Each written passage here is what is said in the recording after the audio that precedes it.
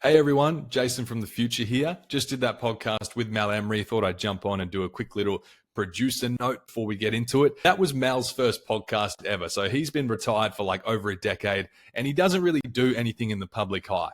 And it was hard to get through this episode in just a couple hours. We budgeted for 2 hours, then we made it 3, and then the whole thing ended up taking 4, and then we cut it back down to around 3 hours. So we had an idea for how this podcast would go before we started, but as soon as that red record button got hit, it just went down a completely different path, which is what can happen with podcasts sometimes. And Mal, he's never been a podcast guest before, and he just wanted to give and give and give. He wanted to just share so much value and so much wisdom, and it was hard to stay on track at times. I'll say that. And really, we could have talked for 12 hours. Mal and I, we have so much to talk about. Mal has so many awesome stories. He talked about the story of how he took steel blue boots from losing $500,000 in the red pretty much every month to then becoming a $250 million company. He talked about how he made $600,000 selling from stage in 1 hour right before Donald Trump got up after him to speak, and about the pressure of that, and just crazy stories like that, but also in between, so much value jam-packed in there that you're going to be able to take and utilize in your own life and in your business. And Mal was my very first mentor in business. We talk about that, and he had a big impact on my journey. He's someone that I really look up to. There's not many men in my life that I look up to. My dad, obviously number one, and Mal, I would say, is a close second. You're going to see a lot of similarities between me and him, especially in our vernacular and the way we talk. And if you've been a long time listener, which first of all, thank you if you have been, and what an awesome journey it's been. But you're going to see a lot of things that Mal says in this interview I have said before, and I've taken that from Mal over the years. So I was one of his last students before he retired officially as a coach. And yeah, it was just a really cool full circle moment to be able to have him on my podcast, and this being his first podcast ever. So you are going to see us bounce around a lot. We're going to talk about one thing and then go down a different rabbit hole altogether. But that's just the chaos of it, and we do love the chaos. And it was a great episode. It was a great honor to have Mal on there. I was very, very happy with how it went. It was a lot of fun. Mal just shared so much value. So you're going to get so much out of this episode, and I'm really, really excited to be able to share this with you. He's a multi-best-selling author. He's had 2 world bestsellers. Like I said, he's spoken on stage with Donald Trump, Robert Kiyosaki, Tony Robbins, Richard Branson, Gary Vee, all kinds of incredible people. He just had an awesome journey. He's built, bought, and sold over 40 businesses, and he's had a hand in helping businesses like Steel Blue Boots go to $250 million. And just incredible guy. 3 hours really wasn't enough time to really scrape the surface of what Mal Emery has to offer. So without further ado, let's get into this episode. I hope you enjoy it. I'm very, very pleased and honored to be able to share this with you. And 100 episodes, we did it. We finally got here. And if you've been a long time listener, really appreciate your attention span. I know attention spans are shrinking more and more by the day. And yeah, hundreds more episodes to come. Let's go to 1,000 next. And let's just get straight into it. Thank you so much. Enjoy. All right. Episode 100 of Self Made. I've got a very special guest here with me today. This is one of my first mentors in business. And when I started this podcast 2 years ago, he was actually the person I had picked in my mind to be the guest for my 100th episode, if I ever got to that. And so we're here today, and I'm very pleased and very grateful to have Mal Emery on the podcast today. Thanks very much for coming, Mal. Thank you, Jason. It's nice to qualify for being the 100th. I'm not sure what the pay is like. I hear it's pretty low, but I'm just joking. We can talk about that later. No, I'm just joking. Mate, I don't want anything. I just want to help you. You're a fantastic young man going places, and any way I can help you out, it'd be my great pleasure. I very much appreciate that, Mal. And I guess we should talk about sort of how we met all those years ago. So when I first met you, I think I would have been about 16, and rocked up to one of your business mastermind sessions with my dad, who was one of your students at the time. And I was in black hoodie, black track pants, and black shoes. And I think the first thing you said to me when I sat down that day was, "Where would you be if you weren't here today? Prison?" And that was my first encounter with you. I don't know if you remember that, but I sure do. Of course not. So from that day on, I was like, wow, this is Mal Emery, and I kind of like this guy. And so every month on the first Tuesday, we would meet in this room. You would impart with us your knowledge in business and marketing. And the more I came, the more I liked it.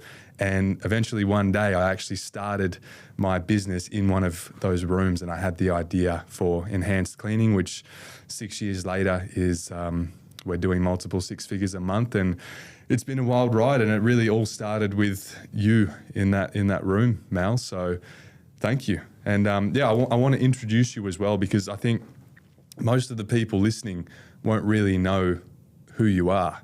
And it's hard to find much about you online, despite how prolific you were in the business world. So if you wouldn't mind, just introduce yourself and talk about some of your accomplishments over the year, because you do have a very long rap sheet. So I'd like people to know about you. Simple question with a complex answer, to be quite honest with you. Firstly, thank you for that. The person you really need to thank is your father,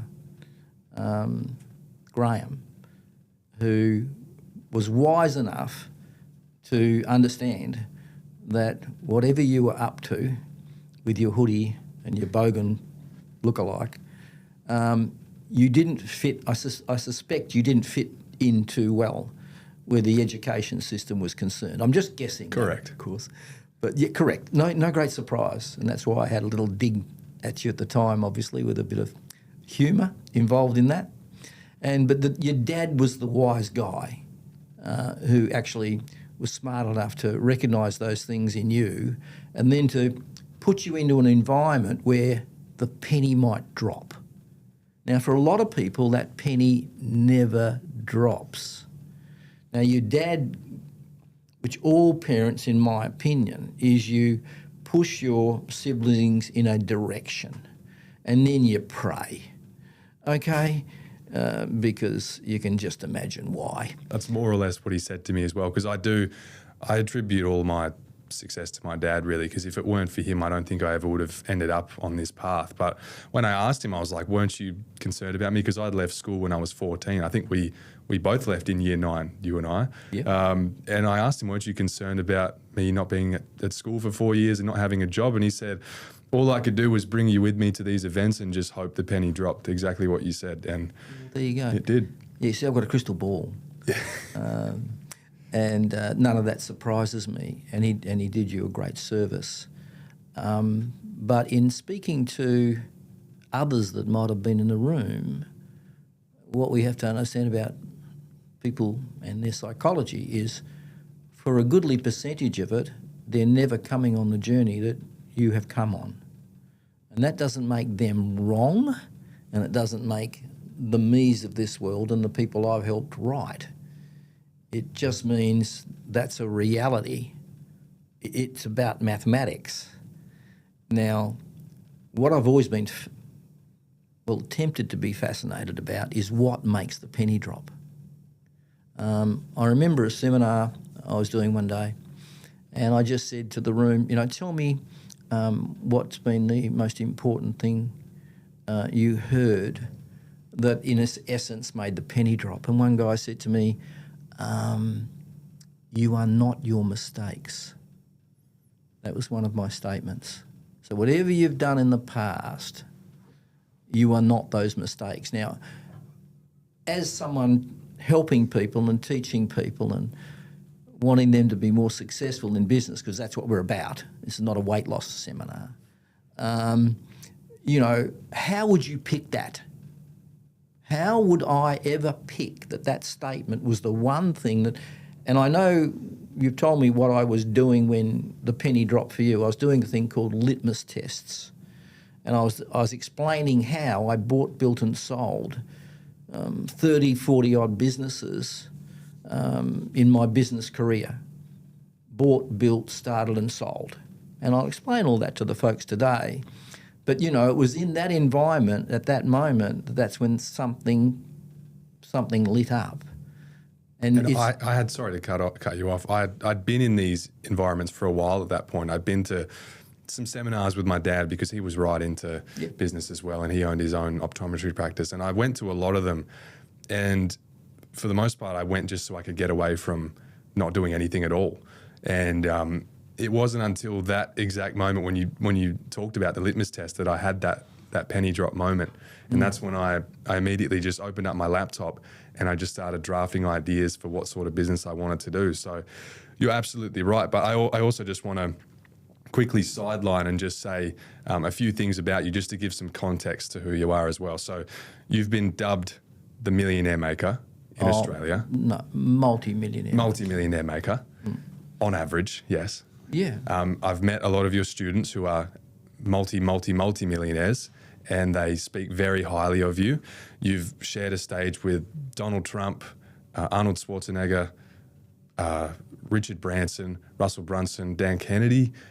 Who am I missing? Tony Robbins, Robert Kiyosaki. The list goes on. It's pretty crazy. You've built, bought, and sold, 40 businesses now? Close to. I haven't counted. You're in your 70s, we'll say early 70s, and you still own businesses to this day that are thriving and doing well, which we can maybe talk about later as well. But you've also had the Southern Hemisphere's largest business coaching school, which you also built and sold as well. And that's the community that my dad was a part of, and that's how I sort of came into this world. So I just wanted to give a bit of context for your background and who you are. Sure, and highest paying coaching program. That's Some the people paid important me distinction. $100K a year. For the ROI they got out of it, not a big investment, all things considered. Well, yes, of course. Because I sell money at a discount in a vacuum. Now, what the hell is that? So what that means, and I advise everyone to do so, including yourself, this is high-level thinking and behaviour. I remember the first time you said this in one of those mastermind sessions, I was like, what the hell is this guy on about? I know, well, it's been said to me in the last year or so by someone, he was in the room also, his name's Lee Farnell, and he said, what the is that? So money at a discount. So if you pay me 100 and I show you how to make 500, that's money at a discount, okay? And obviously people paid me, so I was able to achieve that sort of outcome for people. There was more under that, the average cost was about $25K a year and somewhere up to 50, depending upon the level of my involvement that they wanted. But the 100K got me and got me working on their problems. And, to put up with that aggravation, you need a number that's appropriate for that. And to me, it was 100K. So It's a nice round number. Well, it is. It rolls off the tongue very nicely. It wasn't the average client, please don't misunderstand me, but, it was there when I wanted it. Money at a discount in a vacuum. Now, vacuum means you have no competitor or none that they can point to. So they had no choice, in a sense, other than to pay the money. So that's a strategy, a tactic. It's actually a principle that you should consider in everything you do.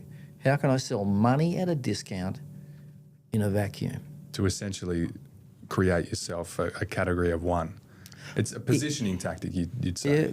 I love your language. It's on my list to talk about category of one. Is it okay? Yeah, because I think I've got, I want to see this be worthwhile to the folks that are listening. And I asked you who's here, and you said that it's largely cleaners, people cleaning houses. So I did some thinking about that and reflected on some of my presentations in the past and some of the things I've done in the past. And I've got a bunch of things that I think will change their world here today. So that's quite deliberate on my part. It's called reverse engineering in another language. So that's part of what we're going to hear. It's going to be an interesting concept to deconstruct as well, because one of the biggest things that cleaning business owners say, or people before they get into the cleaning business, is that it's too saturated and it's, if anything, a category of too many. And so the idea of becoming a category of one and positioning yourself against all the other big players in the industry and somehow making or commanding higher prices despite people thinking that everything is too overvalued and that you can't make more than $30 an hour, that's going to be a tough pill for some people to swallow and kind of wrap their heads around. But I also had that notion, that preconceived notion before I got into the business, and a lot of those limiting beliefs were kind of taken down by some of the stuff that you had said. And again, it was like these penny drop moments where it might just be one sentence or one quote you'd say, and that took me one step closer to breaking down these walls and just getting my foot over the line and starting. But I think it really is mindset. It sounds cheesy and everyone says it, but it's one's mentality towards their own business that's usually the detriment. Would you agree with that? Yeah, absolutely. There's a book called The Millionaire Next Door, and it's well worth a read. It was written some time ago, but of course it's as current today as it will be in 100 years' time. Essentially, the statistics may alter slightly, but only ever so slightly. And it basically says that for the average guy who makes it, they do it in ordinary, everyday, boring old businesses. Okay, so you can look at this as a boring, everyday, average business. Or as you put it years ago when I was in that room, an unsexy business. Yeah, probably. Yeah, that sort of thing I might say. But it creates some sexy money. Exactly. Because we all know someone in a category or industry that's is doing extremely well. And they're the people you want to be looking at and copying for sure. And that leads us to one of the commonalities, and there's a bunch of questions from folk out there that this speaks to. And if you think about what I got right, let's dwell for a moment on where I came from. And essentially I got fired at 21 by a multinational company called ACI, Crown Corning. And I and the office girl and the storeman, who had 6 kids and lived in Forestfield, got fired on the same day. It was called downsizing. It's not new. You can't do it like that anymore, and my sales manager was put off, and they amalgamated another two divisions. They were downsizing because business was tough or whatever. In my world, I was the last salesman on and the first salesman off. So I found myself going home to my wife that night. We'd just built a house and land in High Wycombe for $20,000, house and land. And I announced that at 21, 22, that I'd been put off. And we had about $500 in the bank, I think, as I recall, which wasn't nothing in those days, but it wasn't a lot either. And she said, I don't think you should get another job. I think you should start your own business. Now, I pretty much thought I was pretty clueless and would have been probably the last person to consider it. So she's the first one that saw something in me that I hadn't seen in myself. And with that, something in me went into top gear or another gear, shall we call it. And the point was I had a house and land that I had to pay for. She desperately wanted to have children, which did eventuate. And I needed to provide for my family. That was the thing that drove me. It was providing for my family. And in the end, in our street, we were the first one with a swimming pool, the only one with a boat, the first one with the colour TVs, the first one with games that the kids could come and play, and the local kids lived at our house because I found a way to get ahead. And that's what we'll elaborate on. And that was the hardware store? Correct. So the first thing I did is I went, because I knew a guy called Owen McGrath at the local hardware store, which is High Wycombe Hardware. It's only just closed. Now we're talking about 50 years ago, and his sons have just closed the door. This is how spectacular my choice of mentor was. Okay, I got it really right. And back in that day, hardware stores shut at 12 o'clock, and essentially you're slamming the door in people's faces. I know that some of the listeners will find that hard to believe, but that's what happened. And bread wasn't baked on a Saturday or a Sunday, and you couldn't buy fresh bread and all sorts of things that people listening to this couldn't conceive. Different world. A different world, yeah, different time, different world. So Owen McGrath stacked wheelbarrows and all this stuff on the pavement out the front. In fact, you would trip over. Inside the shop, it was stacked to the ceiling, and you walked around just trying to find something, tripping over everything. But he had everything. It was there somewhere. And the thing about Owen, and he had a girl working for him called Peggy, and Owen and Peggy were the only ones that could find anything in that place. And I had bought a wheelbarrow off him, some hoses and asbestos fencing to put up, because I'm a young kid trying to get ahead, and I did it all myself for my family, and put down a bore and a few other things like that. And I went and knocked on Owen McGrath's door, and I said, Owen, I've been fired. He knew who I worked for because Anderson Agencies, United Hardware, Doug and Anderson was the group. And I provided the glassware for them on behalf of Crown Corning, and I'd go around and check their stock and top it up and so on and so forth. So I'd met Owen, and of course I'd bought from him in the local hardware store. So he knew who I was, and we sort of hit it off a little bit at the time. And I went in and I said, mate, Owen, I've been fired. Would you help me start a hardware store like yours somewhere else? Now, I didn't know where that was going to be, and I didn't know how I was going to do it. But if there's something I've got right in my life that might be of interest to you and others, is I have an ability to ask the right questions. Okay? And it's a blessing. I don't know where it comes from, but that was the right question to the right person. And Owen McGrath turned around, and he's just passed away, actually. He just attended my 70th, which was late because of COVID. He was very unwell. Prostate cancer had come back and was going to get him, and it did get him. But I have much love for that man. And he went on to be the mayor of Kalamunda for many years, a much-loved mayor, very practical. So the same guy I asked for help is the same guy that sent me on my way. Now, I went and tapped on Mum's door, and I said, Mum, can you mortgage your house, and can I borrow $10,000? And for her youngest son, my mum didn't have money, but she had a house that was from an inheritance from my dad from the UK. Worst house, best street, or best suburb, really, Netherlands. And Mum mortgaged a house for a younger son. Owen spent my mother's $10,000. I wheeled big trolleys around United Hardware, Anderson Agencies, and Owen spent my mother's money. I understood for some reason that I wanted every cent that Mum had to be spent on stock. Why would I want to do that? Well, I'll make it easy. That gave me a chance of making money if I put my money into stock. I painted the place. I found a location in Swanview, and I started Swanview Hardware at 22 years of age.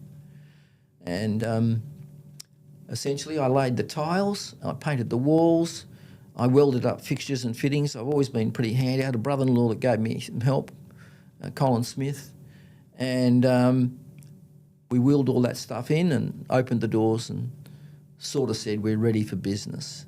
Now, something else happened inside of me that I can now put context around.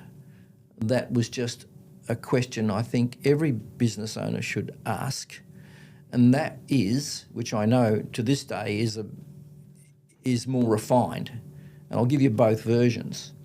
Version number one, how can I get them to shop with me as opposed to Midland Hardware? There was no such things as Bunnings. Midland Hardware was it. Yeah, well, no one would even think about starting a hardware store today. Oh no, that's Those what days are gone. You've called it a jalopy, not a racing car. So with my model of buy, build, and sell and start, you don't get into jalopies.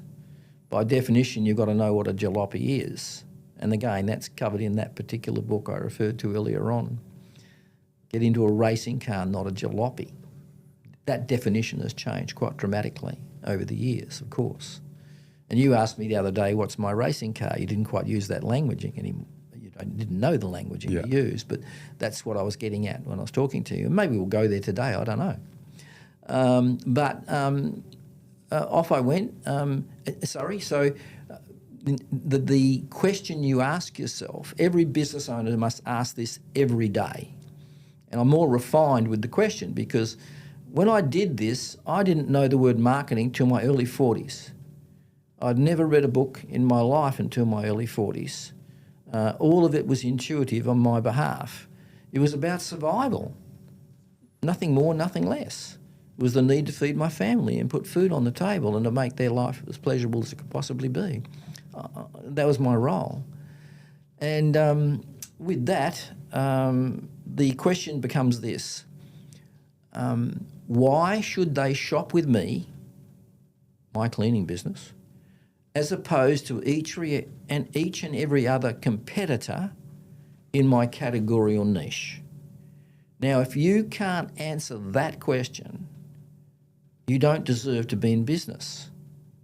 Now, I have had the great pleasure to ask that question many times, and I get these sort of answers.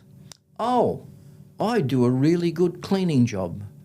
Well, you idiot, that's mandatory. In fact, probably by law. That is a prerequisite of the business. Yes. Correct. Oh, yeah, but my point, the reason they should shop with me is because I do a good cleaning job. Sorry, buddy. Bah. You're out the door. It's not good enough. It's not going to cut the mustard. And someone is always going to clean better. Okay? So the first question you must answer is why should they shop with me as opposed to each and every competitor in my industry or category? Now, I ask that question, I used to ask it every single day. But it might help if I give you some real good context here about how all this works. So many years ago, in 1996, in fact, you know Stephen Gillespie. Yeah, my insurance broker. Mine too. And the great man he is. Wonderful man indeed, in more ways than one. But importantly, Steve and I had met at a seminar, because at this stage I wasn't doing seminars. I was, checking him out like your dad. And we met in the toilets. And strangely enough, and he said, "How you going?" I said, "Oh, yeah." I said, "You're Steve Gillespie," because he played for Swans. And I hated him because my side was Claremont. And he continually punched people in the back of the head. And in fact, his knuckles are like that. Because he did. And he was a hard man. And I said, "Oh, I know who you are." And he said, "Oh, yeah." And we made a friendship that day that has never, ever ceased to be. And we go out to dinner with our wives and things like that. And more importantly, being a footballer, he knew a lot of people. And one of the guys he knew was a guy called Ross Fitzgerald, who played for Swans and Perth. And also Donny Holmes, who played for the Eagles ultimately. And anyway, I may get this wrong, and Ross, if you ever hear this, I do apologise, but I'll get it as close as I can to the story. And it's a common story because it went on national TV, so I'm not making anything up. So I don't think I'm crossing any line here, and apologies in advance if I am. And essentially, as I understand it or recall it, Ross was working in a clobber type store where they sell stuff for the tradies. And if I'm right there, his father-in-law sold that business, and Ross couldn't see himself staying in the business under those circumstances. And, Ross and a bunch of his mates probably got together and said, "I know what we're going to do. We're going to start a business that sells work boots." Wonderful thought. The problem is, that was probably hatched over a couple of bottles of red wine, or I'm guessing, and a bunch of grog or something like that, because that's when most of these things happen. I'm not saying this one did, but either way, they went and got investors, some of whom I know, including, I think, Donny Holmes invested is also in that, and a bunch of others I'm aware of. And they put a whole pile of money on the table, and they built a factory in Bassendean-ish, not too far from Swan Districts Footy Club. And essentially they learnt how to make work boots. The trouble is, I think it was 6 months down the line, they were 500 grand in the red or something similar, and struggling. And it was quite concerning. I remember seeing the look on the guys' faces. They were really concerned about all of this because a lot of people had put a bunch of money in, obviously. You see, they knew how to make good boots, but they didn't know how to sell them. So here's a lesson for everyone. There's a comment that used to often come in my environment. Your dad will remember it. And my members say, what would Mal do? When they're faced with a situation in their business, which you get every day, that's one of the things they affectionately like to say to themselves, just in case. Because I used to say to them from stage, shave your head, walk with a limp if I do, just in case it helps. Okay? I'm, again, being sarcastic. So what did Mal do in that situation, and what was the name of that business, and what did it become? It's still Blue Boots, Footwear Industries. It's one of the most successful businesses around to this day. And they were able to dominate that industry, but it wasn't looking like that. And I've got a wonderful testimonial to this effect from Ross. And so what I did is Ross Fitzgerald, Steve Gillespie introduced me to them and said, you've got to talk to Mal Emery, because I'd helped Steve. So after we met in the toilet in the eastern states, he asked me to come and look at his business. And I did one thing that found him a ton of money overnight. I won't go into the detail here, it's not necessary, but that was just one of the things I did. And also sold off, and I know you'll like this, the parts of his business that weren't valuable, and he sold it to another younger agent who was happier. That was the low-ticket stuff like car insurance and all that sort of rubbish that, is low-end, bottom-of-the-barrel stuff compared to what Steve was getting into, like insuring my businesses today, So he introduced me to the boys, and I went off there and I told them to get everyone in the room. I wanted the investors in the room, and I'm only a young guy. It's 1996. I'm just starting out in terms of coaching other people, or not long into the business of helping others. How did that come about? Because people started asking me how I was buying, building and selling businesses and knocking on my door. And people would come and sit in my bricks and mortar businesses. So that's how it eventuated. So I said, get everyone there. I want the storeman there. I want the salespeople there. I want the, storeman, the guys, someone responsible for manufacturing and so on and so forth, the CEO, and marketing guys, the graphics people. I want everybody in the room. So it was one big long table, and there was tons of people around the room. And I took the seat up the top of the table, as you should do, okay? And I asked them the most important question, arguably, that I've already revealed. And I said, this put context around the content. And I asked them, I said, why should I buy your work boot as opposed to each and every other work boot on the market? And they looked at me as if I came from outer space. And someone said, but the work boots are comfortable.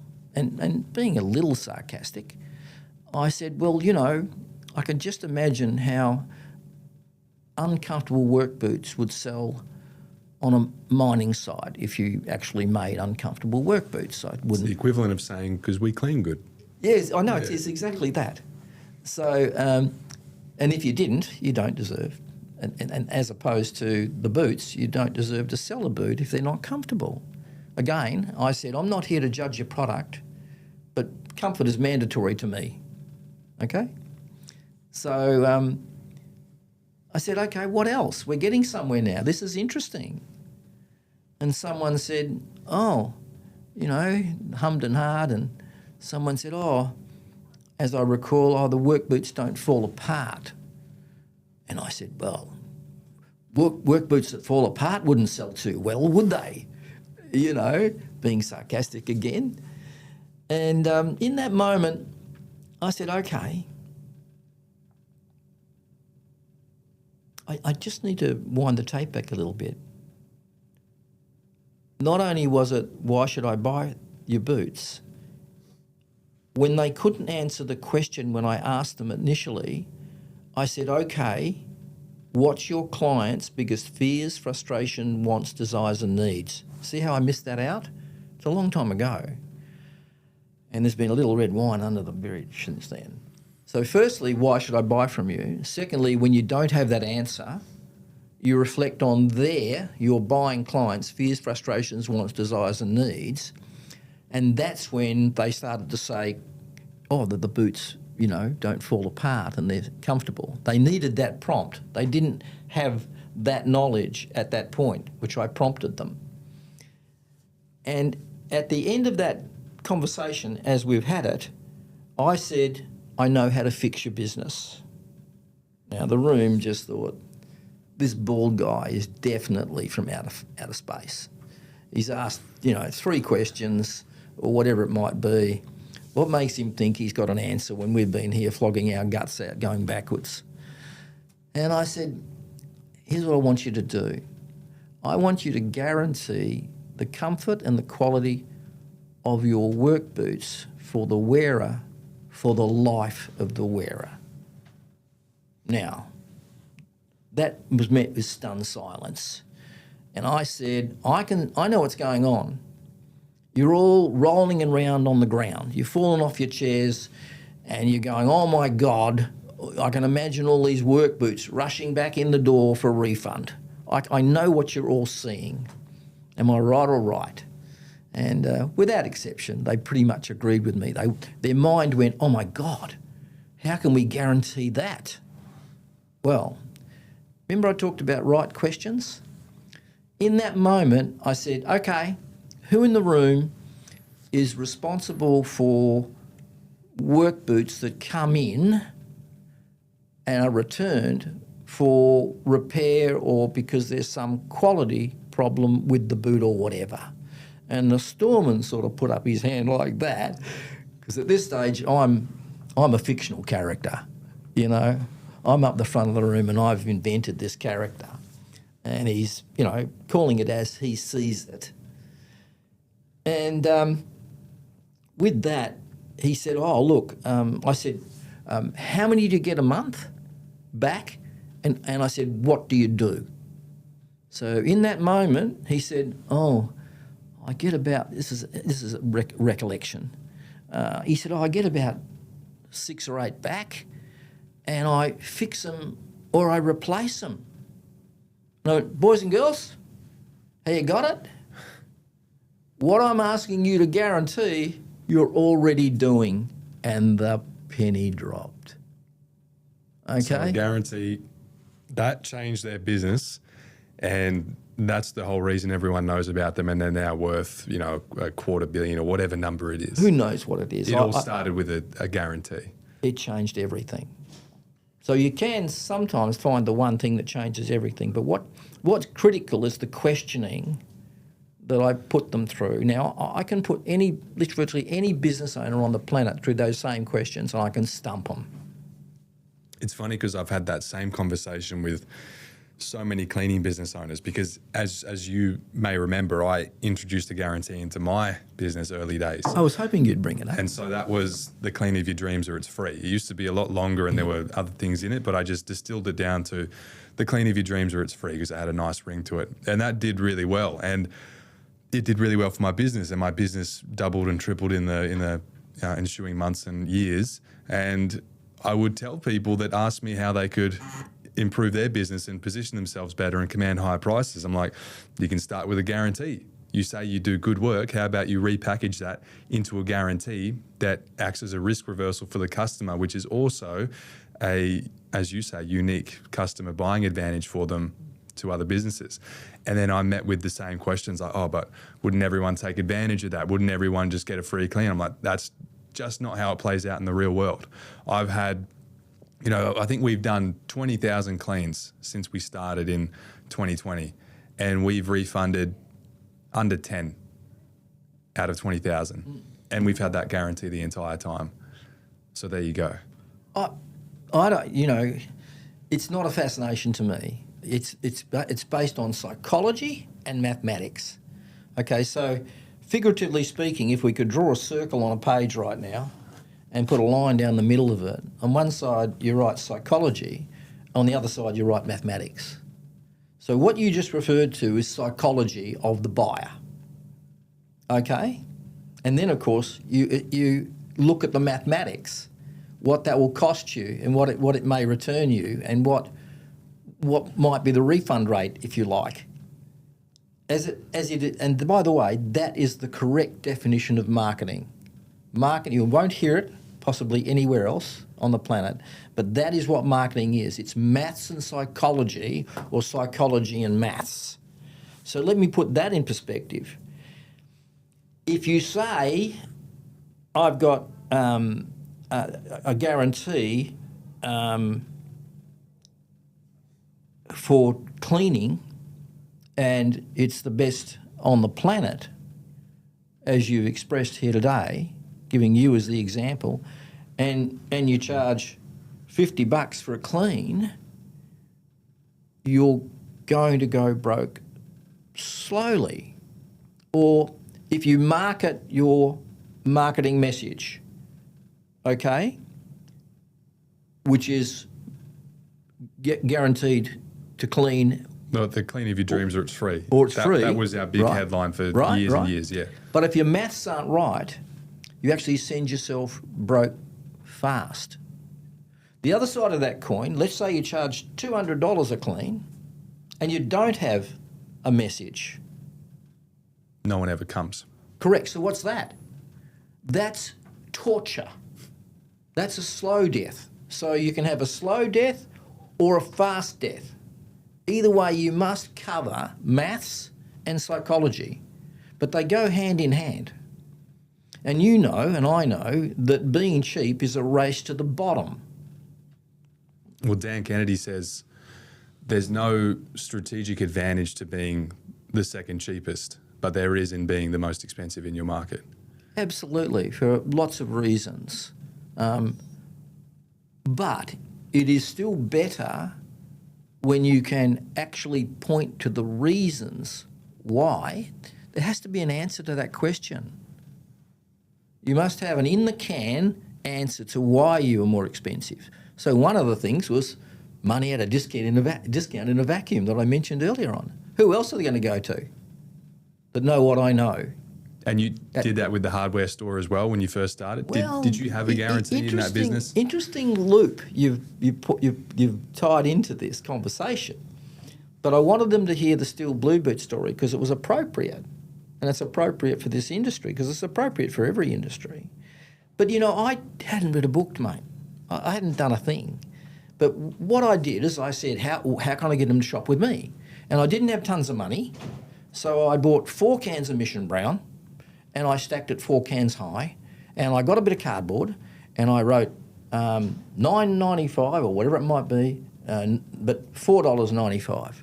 And I bought flat plastic, which is a ceiling paint these days, and wash and wear for the wall, flat, low sheen, blah, blah, blah, blah, blah, and I stacked 4 cans high, and I put a sign on the top of them. I put a metal bin out the front, and I stacked Spear and Jackson rakes in them, and I put a sign on the bin that said, $6.95 I think I sold them for, and I wheeled them in and out every night.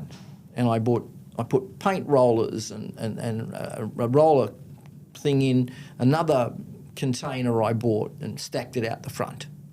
So I was a marketer, and I just wanted them to shop with me. And down on Morrison Road, I welded up a real estate sign, and I put an arrow on it, and it was a red and white sign for good reason, most recognised of all, red background, white writing, hardware and an arrow. I was letting people know I was there, that were going to drive down Morrison Road to Midland Hardware, okay?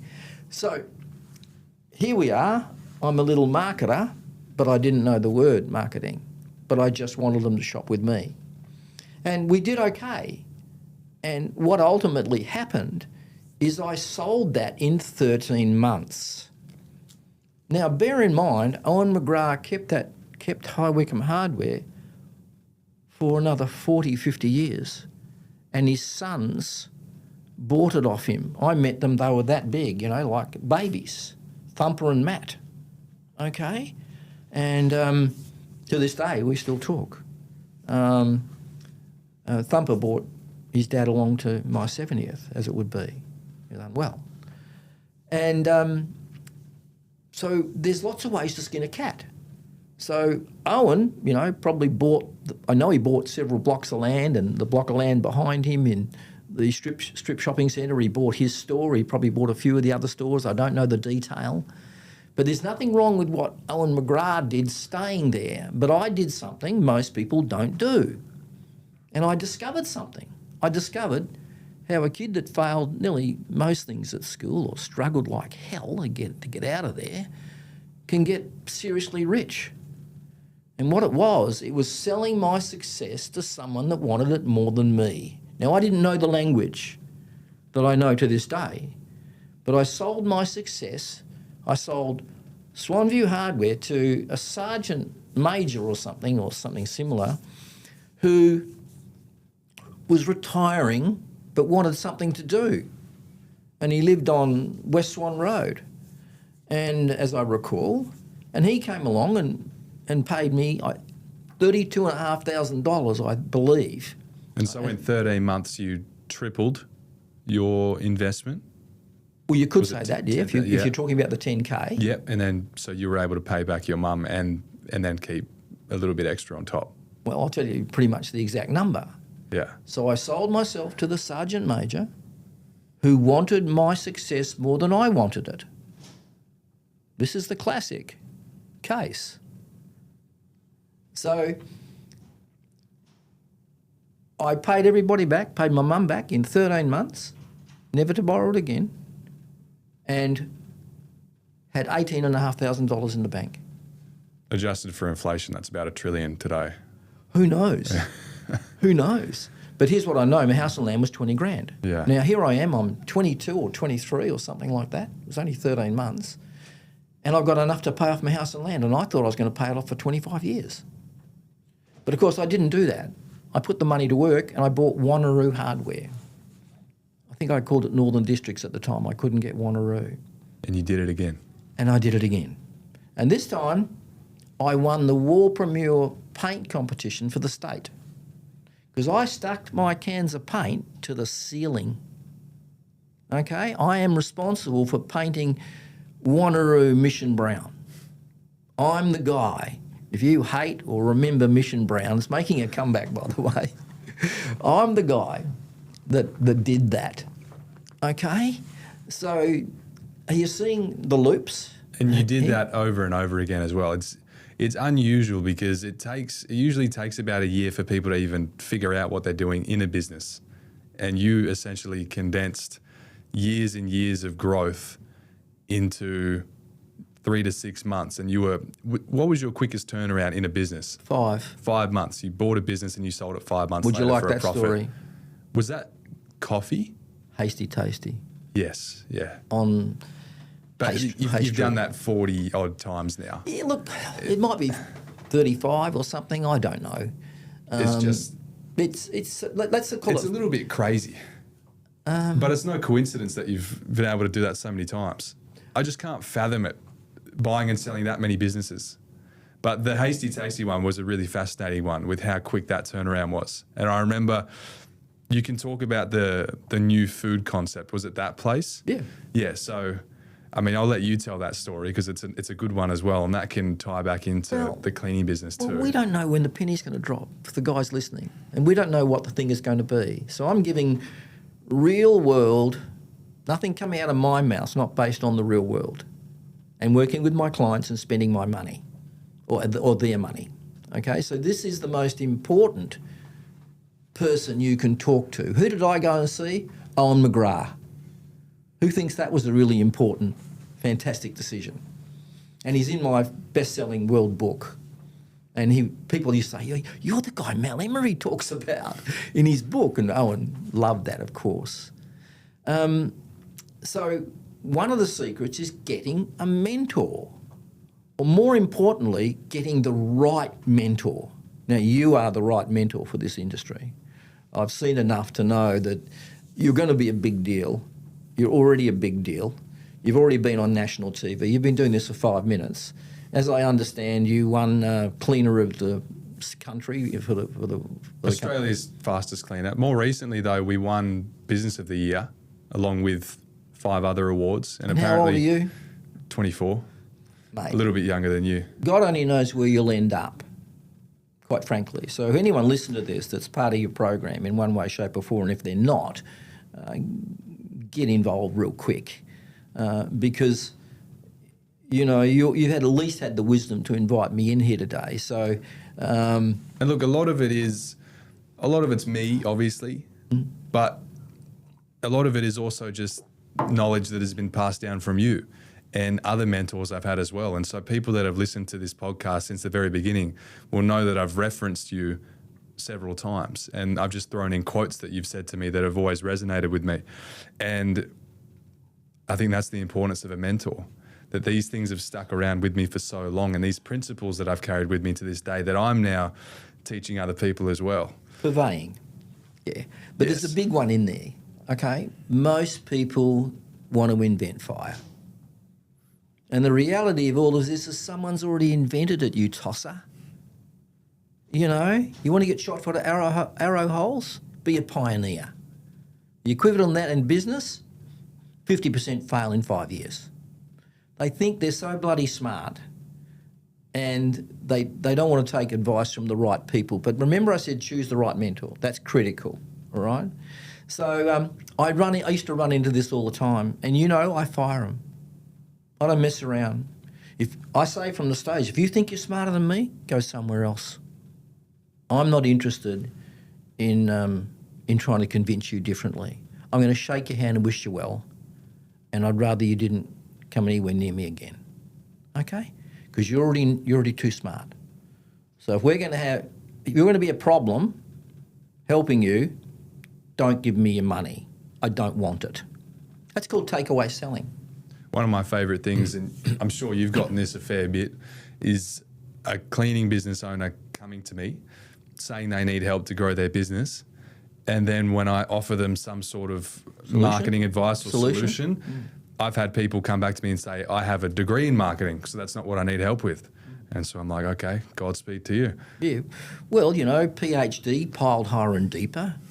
MBA, more bad advice. Now, don't get me wrong. When I get cut, I'm going to Joe Costa-Rich. You know, I really need him in that regard. But by and large, I've had that many PhDs in my room come and say, in one week with you, one day with you, I learnt more than you can possibly imagine. Now, a long time ago, I did a deli in Darling Ridge, and I doubled the size of it, and I could explain that whole story, which is incredible for the folks listening. Again, what I did and the principles I applied. But what I didn't know in the area was a marketing lecturer at the Murdoch University, as I understand it. And he saw me turn a whole shopping centre on, because rising tides lift all boats. So the Coles liquor store went through the roof, the butcher went through the roof, the hair salon went through the roof, the video library went through the roof. I took them all with me. And if you like, I can elaborate on that story. It's a fascinating story. Well, I'll quickly add into what you were saying. you had PhDs coming up to you saying they've learned more in one day than 5 years in uni. And I think it was you that I got this from when you said, you've got two schools of learning. You've got the school of hard knocks. Correct. And you've got the school of prior learning, which is essentially what a mentor is. So Correct. you can do it yourself, and you can go through 5, 6, 10 years of trying to build up a business and falling over and picking yourself up and doing it again. Or you can go to someone that's already done that and cut through 10 years of all of that hassle and just learn from someone who's done it before. So I think that's the inherent or intrinsic benefit of having a mentor, is that you can save the most valuable thing, that is time, and cut through all of that. Well, there's two things there. 96% of people, I'll put it this way, only 4% of people, when presented with a solution to a problem, act on it. Now, did I say to Owen McGrath, don't spend the money on that? No. I wouldn't be so rude or ignorant, okay? And for someone to push you back, fire them. But fire them fast and hire slow. Okay, fire them fast. Do them a favour. Allow them to find someone else that's more appropriate than you, because you don't want the grief. All right? And by the way, folks, don't be that person. So what happened, that lecturer, who I still don't know to this day, sent his students after me, and they came and knocked on my door and said, can we study you? I'd sold it by that time. They said, can we study you for a year and see how you go about things? Now, that can be found online, I'm told, and I have it somewhere. They did some, thesis or whatever you guys call it or whatever, and presented it back to me and said, what does it say?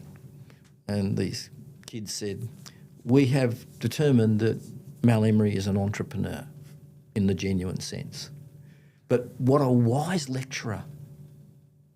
He saw the real world, because that environment, the university environment, is based on observation, research and study, which is not the real world. We are the real world. I'm not saying you don't want to have that knowledge, but this knowledge is the real world, because it's based on what's working and what's selling and what's not working. So that's what you really need to know. Well, I had recently I had some people from, I think, Curtin University. They did a whole research project on me and my business, and that was a strange call to get. Someone just messaged me saying, hey, can I give you a quick call? It's about uni. And then we got on the phone, and he said, I want to do this whole research project on you, and I've got 5 of my peers that are interested as well. And I didn't think much of it. I gave them a couple of interviews, and they did this whole thing, and then they showed it to me, and it was kind of like one of those moments where you just wake up and you're in this place, and you don't really realise how you got there, and you've now got people that are doing research projects on you, and it all started because you had this idea to clean houses, and then it just turned into this. But there's so many things that happen along the way, and one of the things that I spoke about in that interview when they were asking me all these questions was that I had mentors, and my mentors were instrumental in getting me to where I was. You were my marketing mentor and just overarching business principles. I had Kate Bishop. She was my mentor on HR and culture, and since I brought her on, I've transformed the culture in my business. I've increased the average retention rate of an employee from 3 months to 9 months, so tripled that. And I look back and I'm like, if I didn't make those decisions to engage those mentors and change what I did in my business, I don't think I'd even be nearly halfway through my journey as I am now. There's something the folks need to know about what you just said. Okay. I was your mentor on marketing and sales. Kate was your mentor on HR and so on and so forth. And I've had half a dozen others. Okay. Guess what doesn't exist without the marketing and the sales? Like business. No, any of those other people. Right. Don't you get it? Yes. Yeah. So what comes number one? Yeah, that comes number one. Right. That's why all the other mentors came later for me. Of course. But it's got to be known and understood. Okay? If you don't know how to make a sale, if you don't know how to market, money loves mastery.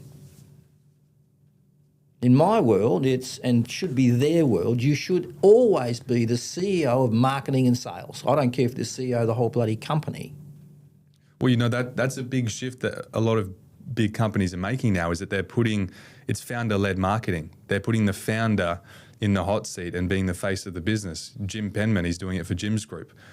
All these big businesses, they're finally waking up. Well, that's why I sarcastically saying it's going to be Jim's pole dancing sometime soon, and I want at least 2 franchises for myself to go play with. But it's very true, and I do it in my own business. I don't even directly connect my business to my personal brand. I just go on social media and make videos of me cleaning. There's no call to action, there's no offer, but it's resulted in 50 million views, and 30% of all leads in my cleaning business come from that. Which is spectacular. And so you were saying that even all those years ago. Yeah. So, I mean, Jim Penman's a fantastic example of what's possible, So one of the things you referred to, and I quickly scribbled it down without my glasses on, and what you're talking about, you have not run this as what's called an incremental business. So an incremental business is, hi, Jason. How are you today, mate? Shake hands. What do you do for a living, Jason? What do you do for a living, mate? I run a cleaning business. It's a little bit incremental, but, most people are a mechanic. Most people are a cleaner. You have not that mentality right from the start. You are never going to be an incremental business where you're a hamster or whatever it is, or on a wheel and doing it every day, day after day.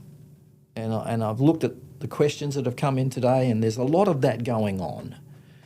And with love and respect in my heart, at the same time,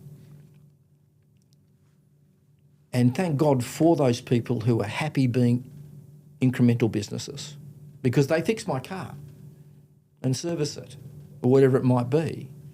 And I'm glad they exist. And so how do you define that? Just doing the same thing every day and trying to keep their head above? What do you mean by incremental business? An incremental business is when you ask them what they do, they say, I'm a mechanic, or the equivalent thereof.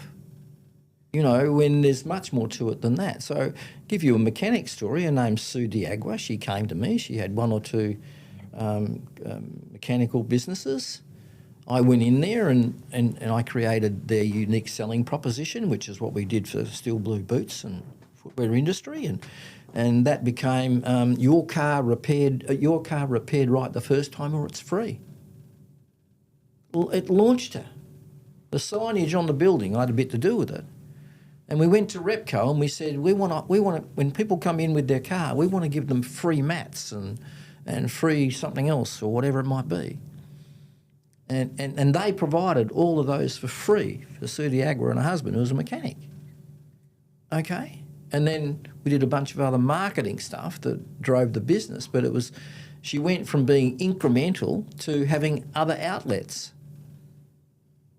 in that industry. And another guy in Tasmania who popped up recently somewhere, he was interviewed, and he said, and I got a coach called Mal Emery. And that's what expanded my business in the automotive area. So we did a similar guarantee for him back in the day when I, had the large coaching program. He used to fly to my events and so on and so forth. So it's nothing wrong with being incremental. And I'm not saying I'm right or they're wrong. I'm simply saying it's not right for me. I'm saying I want to build it to sell it to someone else who wants it more than I do, which I suppose is Jim Penman in a sense.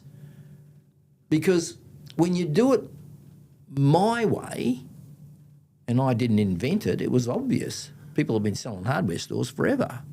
Not anymore, but back in the day, it's obvious that, and I want to let them in on a big secret. It's the one thing that changes everything. Would you like to know what that is, Jason? What is it, Mel? The one thing that changes everything is understanding you're not an incremental business owner. You're an investor in that business. Now, what do I mean by that? Well, I come from the investor in every way, shape and form, and I figured it out at 21 or 22 or 23 and when I sold the first business. That's an investor mindset, okay? But by being an investor, you ask a different question from an incremental business owner who spends their life in tactics. So tactics are, I want more clients, I'm going to run an ad, I'm going to stick something in someone's letterbox, and I want you to come into my business. Well, who gives a toss about you, mate? Why should I? It's not my job to put your kids through private school. That's your job. That's just a tactic. And most business owners are lucky to have tactics. That's how bad they are at this stuff. I mean, how many of these people listening to this do you think have some sort of marketing system? Very few. Well, come on. Have a stab. I would say 5%? honestly, probably 5% or less. There you go.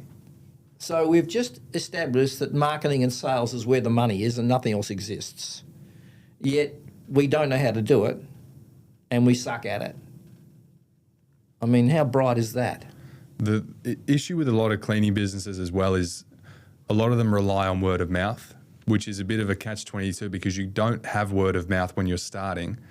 And at a certain point, word of mouth tends to dry up as well. And there's no predictability, there's no measurability, and there's no scalability with word of mouth. And a lot of cleaning business owners lack some sort of proven system that they can turn on like a tap to get clients. And that's how they always end up in this position where they know they want to grow the business because they get booked out, which is easy to do. It's not hard to get 20 people that want their house cleaned. And they get to this point and they're like, I don't want to clean anymore. I want to be bigger than this. And they don't know how to contextualize it or say it, but they want to be the investor. They want to be a real business owner rather than owning a job. And so they get to that stage and they're like, well, I want to hire someone, but I don't even know how to do that. And then once I hire that person, how do I get enough work for them to be able to be properly employed? And then how do I repeat that process again and again predictably? And that's where the whole issue comes undone. And people realize they lack a marketing system and then they start to seek out advice. Well, hopefully, but they have examples of people like you and others, Jims, you know, where it's being done. So there's no argument. In fact, one of the greatest success secrets is finding something that's already working and doing it better. That's exactly what you've done. All I did was modeled other businesses when I started. Well, that's because most of it's mapped over. I as I understand it, don't hold me to it, but the McDonald's drive-through was spotted by an owner or manager of a McDonald's who pulled up to a banking drive-through thing and said, gee, I think that'll work in burgers. So this is how it should be mapped over from industry to industry, but it's being alert to possibilities. But I want to pull you up, all right? So shall we finish with investor? Because we haven't. We haven't closed the loop. Let's close that loop. So, but I want to come back to your statement about your industry. And I want to change that today. Okay? All right? So, investor. So, I also want to reveal something else because it's important at this point in time. And you know the answer to this question. I'd be very surprised if you don't. And I'll let you steal my thunder. Okay? So, what's the best-selling product or service to sell on the planet? On the planet? On this planet. It's the only one with habitation, I understand. The best product. Have I stumped you? If I'm thinking from your perspective, I'm going to say a money-making opportunity, the ability to make money. Yeah, oh, good. Phew, I was worried. I was thinking from a cleaning business. I'm like, hang on, I got to step into Mal's mind. Fine. And if we expand on that, the ability to make money at a discount. Yeah, all of that. Yeah. But let's make it simple. The absolute best product and service to sell on the planet is the opportunity to make money. Otherwise, the share market doesn't exist. The real estate market doesn't exist. Economies of the world, the exchange of products and services and iron ore and everything, nothing exists, okay, without the opportunity to make money. McDonald's doesn't exist. My God, a world without McDonald's. It does not exist. So there is no valid argument except stupidity against what I just said. And not too many people are going to purvey it in that respect that I have today. All right? The greatest product or service is the opportunity to make money. So the secret is turning what you do into an opportunity for someone else. That's the secret. It's often the secret. So I sold my hardware store to someone else both times. The second time was a ship's captain, and his name was Marinus van der Molen. You couldn't make that up. Walked in the door and said, I'd like to buy you a hardware store. And I said, it's not actually for sale at the moment, but come back tomorrow. I put a price on it. He said, done deal. I think a good way to tie this all together as well is a lot of people listening to this are going to be like, well, I don't want to sell my cleaning business, or like, how does this apply in the cleaning industry? I don't care about this hardware store. But if you step into the role of investor and you adopt that mindset and you say, okay, I'm going to build this business with the intent to sell it. And if I want to do that, what does that look like? Who would want to buy this business as it is now? No one. And so if I were to clone myself, and if my clone wanted to buy my own business, what things would need to be in place in order for this business to be an attractive opportunity to make money for someone else? You're way too smart, Jason. And then when you reverse engineer that question, you get a better business. And even if you don't want to sell it, you've at least made the business more valuable and profitable for yourself. Well, you've just stolen way too much of my thunder on this occasion. So, but I'll put it a little bit more succinctly. Okay. By the only person you satisfy every day as an investor mindset is the person who's going to buy your business. No one else. So you say, if I do that, will that make someone throw money at me to buy this business so I can lie on the beach looking at young ladies? Whatever your definition is. That's Mal's dream. Well, I'm sure the predominant female audience that's listening has a different goal, but the principle that's okay. remains the same. I'm a male, but reptilian brain. Well, yeah. Look, just admiring the opposite sex. There's nothing wrong with that. But whatever thing, I say things like that so people remember it. Okay. Oh, so he wants to lie on the beach. No, I want to sell it to my ultimate buyer. And my ultimate buyer is the person that puts me out of business, not the person whose house I clean today. That's incremental. We're not interested in incremental, but do we have to do incremental? Yes. So what happens is, with my model and what you just described, preparing our business for the ultimate client and asking that question every day that no one else gets to ask without this mindset, we get options. I can keep it and work in it and take a ton of money out of it. I can franchise it and license it to someone else. I can put it under management and keep it and not work in it and still make a ton of money. Passive business, passive income. Oh, I can leave a legacy to my family. I don't care what's on your list. Oh, I can make a ton of money by selling it to someone that wants it more than I do right now. And all of those options are made possible by that one thing that changes everything, which is being an investor. So what do you invest in? Come on. What do I invest in? Well, if you're an investor, what do you invest in to make this happen? Well, in my own business, I'm investing in systems. That's all I invest in. I invest in systems and marketing. Yeah, well, you're amazing at systems. That's your magic, and you've got some other magic as well. You systemise things where other people, like me, might have struggled like hell. See, my philosophy... That's because my whole goal was I wanted to remove myself from the business, which I've done in one of my locations, and that's only been possible by the systems that I've built. Correct. So that was what my autonomy looked like, and it's going to look different for other people. No, but that's a problem you had to solve in order for you to achieve your outcome, which could include selling it one day to somebody. You're not going to keep it for the rest of your life. Okay? So, but number one had to become marketing, had to be number one, because none of that stuff exists. So you went out and put stuff in letterboxes, as I recall, and offered a free clean. Yeah. True or true? True. First came the marketing. Right. And then when I had that down and I was getting all these leads coming through, I'm like, how do I manage this chaos? And then that's when I moved into systems and then eventually hiring and HR, and then it's just one domino after the next. Wonderful. But you can see it closes the loop. So these guys know now that opportunity to make money is the number one product on the planet, and being an investor, not just an incremental owner. But trust me, my favourite business was the deli, where I worked behind the counter and I won the Cadbury's competition for the state in my first year in it, because I'm a marketer now. For selling the most chocolate? Oh, well, I just stacked it to the ceilings and...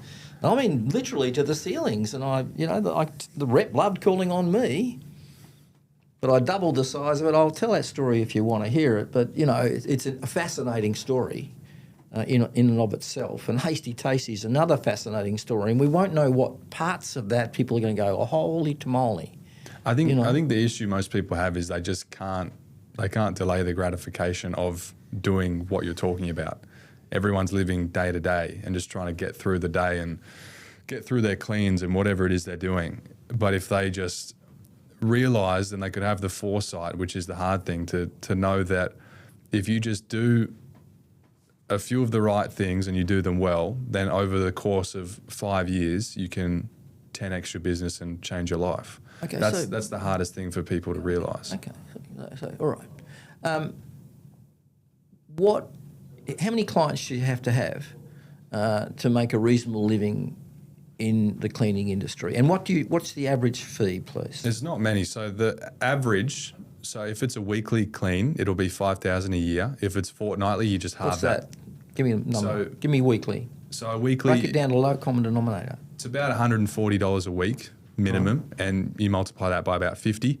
So $5,400 a year.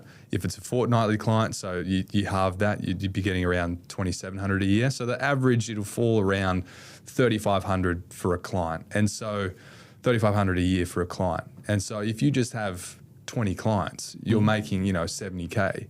And then if you get another 10, you're making about $100K in the cleaning business. So it's not that hard to get 30 clients. Okay.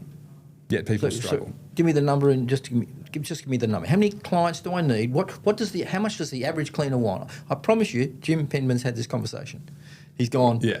It's 30 because everyone says they just want to make about $100K. So 30 clients. Okay, great. Okay, all right. So 30 clients. What is that worth, and is it saleable? It depends. If it was commercial cleaning, yes, but a residential business, very hard to sell that because you're just selling a job, and the price that people will want to command for that, it's going to be rivaling a franchise opportunity, which is heavily systemized and just a more attractive opportunity for the buyer. So it is saleable, just not very, very valuable. I've seen businesses that are doing around $100K and they practically just give them away. How blunt can I be here today? You can be very blunt. Okay. So is it a racing car or a jalopy? Jalopy. So what advice? What the advice is going to be, there's nothing wrong with the jalopy. If you're making your $100,000 and you're coming home to your family and your wife and you're putting food on the table, nothing wrong with it. I'm not saying this is for everybody. It's not. No. Okay? And as an incremental business or as an investor, you want to know what you know and what I know about marketing and business, or someone like me. Okay? So either way, whichever way you go where this is concerned, this is required knowledge. okay? We're not dismissing one or the other.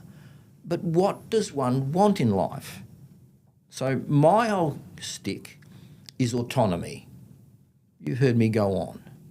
You know, autonomy means doing what you want, when you want, with who you want, and in a business sense, being paid what you want, and they behave themselves and do as they're told. They're appreciative along the way, and you've met a lot of the people that are appreciative towards me. Yes. And I deliberately invented this character that's the no bull guy because I recognised that's what people wanted.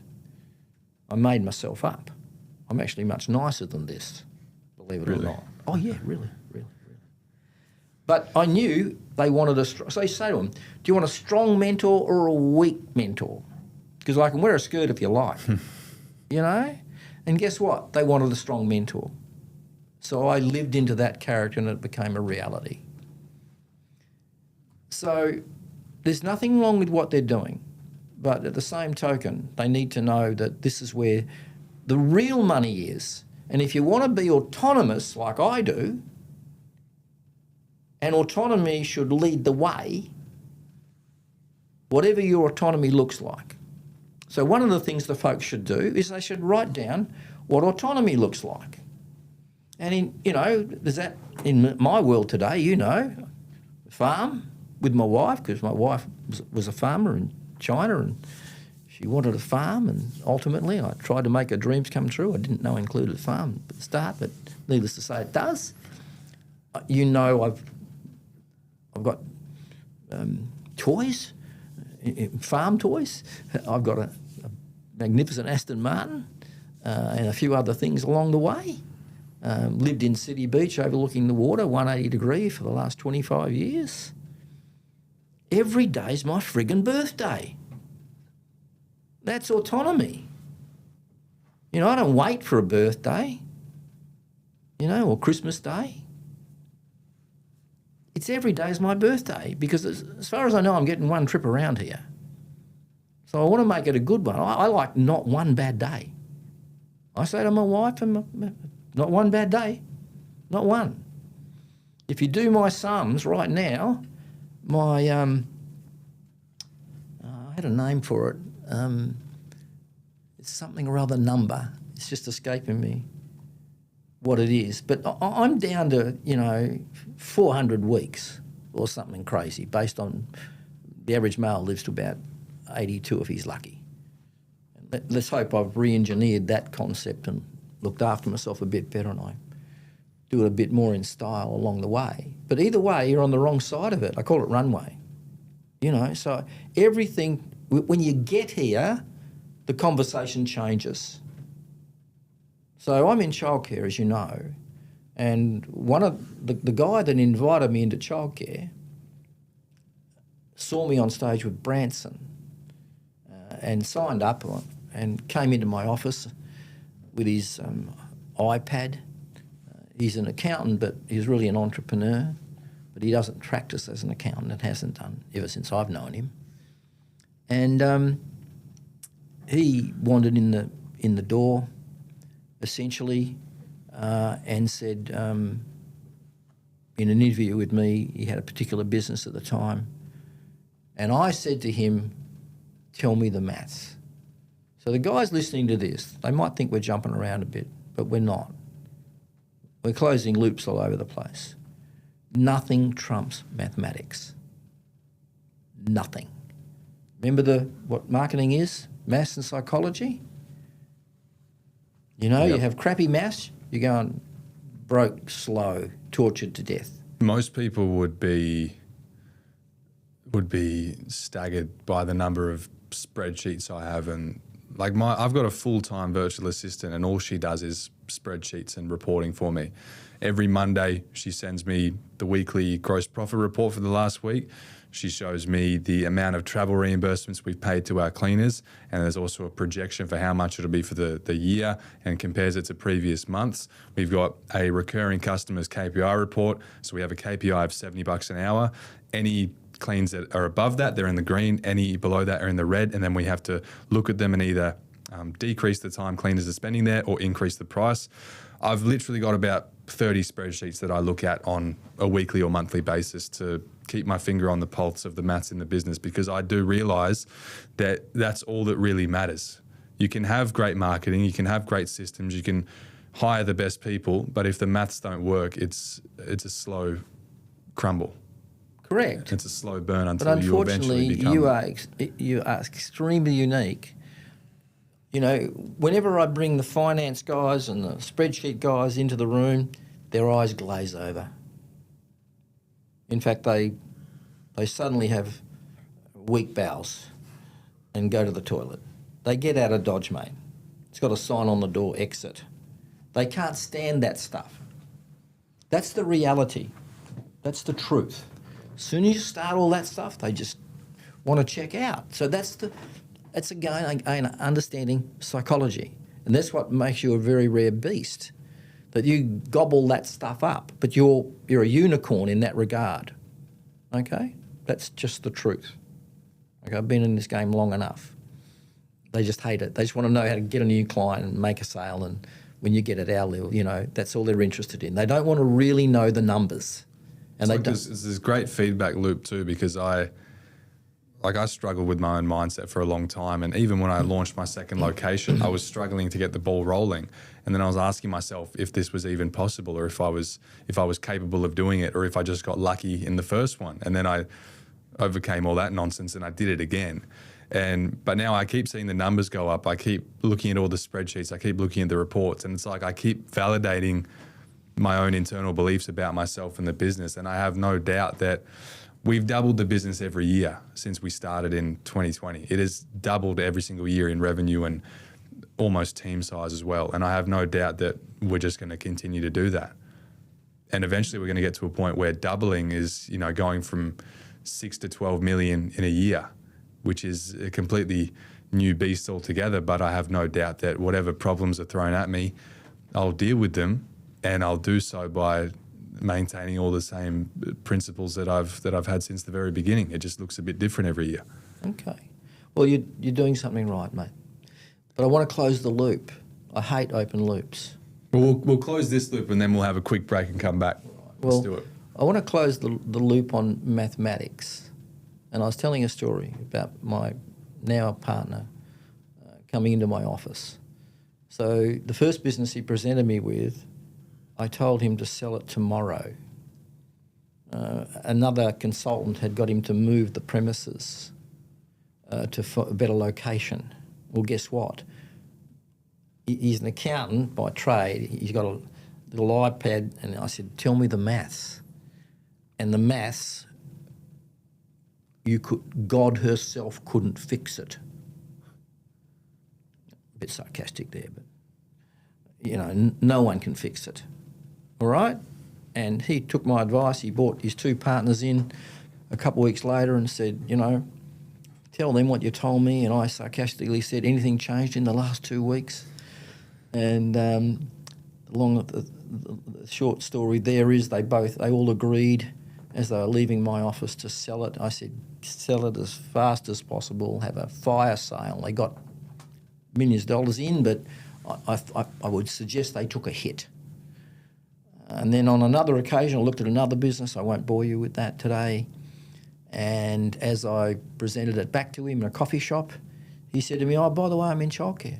I said, that's interesting. I nearly got into it in my 40s. I sort of wish I had. And he said, well, I'd love your marketing genius involved in, that was his exact words, in childcare. And I said, well, you know, tell me the maths. There's some commonalities going on here, Jason. Tell me the maths. 6 minutes later, he tells me the maths. I go, I'm in. You know, he said, I've got a block of land, $1 million. Would you like to be my partner? And I said, I'm in on the maths, because that's the most critical question to ask. When he told me what you charge per day and, you know, the numbers, he had it all down pat. He'd had about 5 or 6 centres at that stage. I said, I'm in, mate. I just want to run it past my accountant. And if he agrees, spoke to Phil. He's been my accountant for something like 35 to 40 years, old school. And I said to Phil, here's what I'm looking at, blah, blah, blah, blah, blah. He said, they're fine. I've got clients in the industry. They're well worth the look. I knew immediately I could fix the marketing. They're asleep. Immediately. I won't go into that. No need to go into it. Okay? But here's what happened. There was another partner involved, his accountant, who's a wonderful man, and I'm having lunch with him after this today. And he's a fantastic guy, ducks of, university, accountant, dynamic. He's all of those things. And when he met me, he thought marketing was BS. Okay, because he'd been tarred with a different brush, hadn't he? All right? But we went to solidify the arrangement to be a partnership, the three of us. And essentially, in the middle of that meeting, I'll just see if I can do this without disturbing too much. I went like that. My apologies. We'll replace that. That's fine. I'm sure you can afford it, man. And I slapped the glass table, which is still there. You didn't break the glass table? No, I didn't, but I bloody near broke my hand. Sorry. No, that's fine. And it's called a pattern interrupt. Yeah, well, it worked. It did. And I said, boys, I'd never met Duncan in my life. The champion man. I said, boys, my accountant, and I agree with him, said this is a hell of an opportunity here today.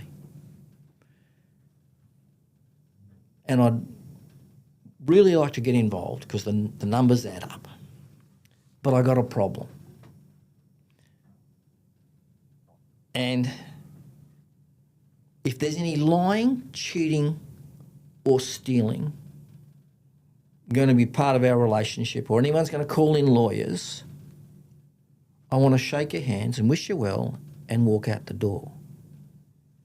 On top of that, you guys don't get this right now, but you're 25 years younger than me, you two, and you're incapable of thinking or even knowing what's ahead because it takes getting you there before you know it. So my wants and needs and desires are going to be very different from yours. I want my money now. I want to be paid first, and I hope you do too. If you don't, bad luck. But I want my money now. Not sometime in the future. I don't want to be the last person paid in this arrangement. Okay? And if you're not, because I've got different runway to you. Okay? I'm 25 years ahead of you. And that's what's driving me and my wants and desires and needs and frustrations. So if you aren't prepared to agree to that, I want to leave now and shake your hand. Duncan stood up in his seat, never met him before. He said, I'm going to shake your hand on that. Now, do you know that has driven our whole relationship? And we joke about it. They joke about it. Mal wants his bloody money first. To this day, in conversations, they go, we know. And I said, by the way, sorry, I missed something out. I said, if I want to sell out, because I probably will want to sell out, I want you guys to respectfully allow me to navigate that. I will give you first option, and I'll only want a fair price. That's all I would ask. And I would want you to consider another possible buyer if in fact you don't want to buy me out, that you may want to buy me out. Okay? Do you think that was fair on my behalf, Jason? I think based on your own idea of what you want, yes. Well, Other people might not think it's fair. both of them appreciate what I did that day, to this day. Okay? Because it set us up for our relationship. Partnerships can be very complicated things. Yeah, and it's now a wildly successful group of centres, isn't it? There's a few now, yeah. It is, yeah. And marketing-wise, it'll be in the top 1% on the planet. Okay? That's my job. One of my other partners is operations, and Duncan's accounting. It's a perfect partnership, you know, and we respect each other's position in the business. We don't cross over. They support me 100% all the way down the line, and I do the same. But you see how important this stuff is. You know, this is all litmus test stuff. But it's setting you up for a fantastic partnership along the way. And I knew there was a loop in there. Here's the loop. Mathematics. It's the first question you asked. We came here, everywhere. First question. Remember in one of his businesses? I couldn't save him. God can't save him. Okay, get out of there. Did him the biggest favour under the sun. And it's the same applies anywhere you look. Nothing trumps mathematics. These are principles. You know yourself, I've written 46 principles of business. Okay, and I called it Mal's Web of Wealth. I turned it into my staff did back in the day, a spider's web with tactics, strategy, in the middle, autonomy. It's the middle of the spider's web. Tactics, which is where every business owner spends their days. Oh, I want some clients. Who gives a toss? Strategy. But principles drive strategy. Strategy drives tactics. And everything is driven by your version of autonomy. What is your version of autonomy? You know, figure it out. Write it down. And it can change, by the way. The whole thing about autonomy is people go, who made you king? What makes you think you're so smart? Why do you deserve it any more than anyone else? It's a rhetorical bloody question. I decided I was entitled to it. So first you have to anoint oneself for it to make it a reality. Okay, so it's self-anointment in truth. So I think I've tied that loop, mate. I'm satisfied there. Good. Hopefully the guys have got a bit of this and understood where we're going with it all. There will be takeaways. Beautiful. For sure. Call them ahas. Aha. Yeah, you had... I had many of them, yes. In your sessions or reading your books or watching seminars, there were lots of aha moments. And for me, that's more important than even just the how to do it or the strategy itself. It's just the principle. And then tying that principle to it can be a quote, it can be a saying, anything. But yeah, I think that's a good place to leave off for now, and we'll take a quick break and come back, and we'll clean up this mess you've made, Mel. Yeah, sorry. I'm known for leaving a mess behind. All right, cool. We'll be right back. Cheers. All right, we're back. We are. So what are we going to talk about now, Mel? Make these guys some money. Let's make them some money. That's Make always them good. some money. That's what they're here for. Yeah, well, you know, it's a fair and reasonable request. And let me just say, in starting this, I'll tell you a story. I won't name names, but he's a genius and he's been my mentor for about 30, 40 years, and he's from the US. And I flew over there diligently for years and couldn't wait to rush back to this country and just do the stuff. Again, when mentors are concerned, the advice is choose carefully and go deep with that one person, or maybe two if it's in a different area. But in a marketing sense, find that right person and go very deep with that person, because I've had guys sitting in the same room next to each other, and one guy's flying and the other guy's saying, this doesn't work in my industry. They're wrong, of course, and they'll be right. You know, there's armpits, people have got two of them, and they're just opinions. That's all they are. So go deep with someone. So I went deep with this guy, and he told a story of being in a particular business, which I won't name also. It's not necessary. And he was invited in there as a hired gun, because he is a gun, and been paid a small fortune to do so. And it goes like this. They've got a new CEO or whatever it might be.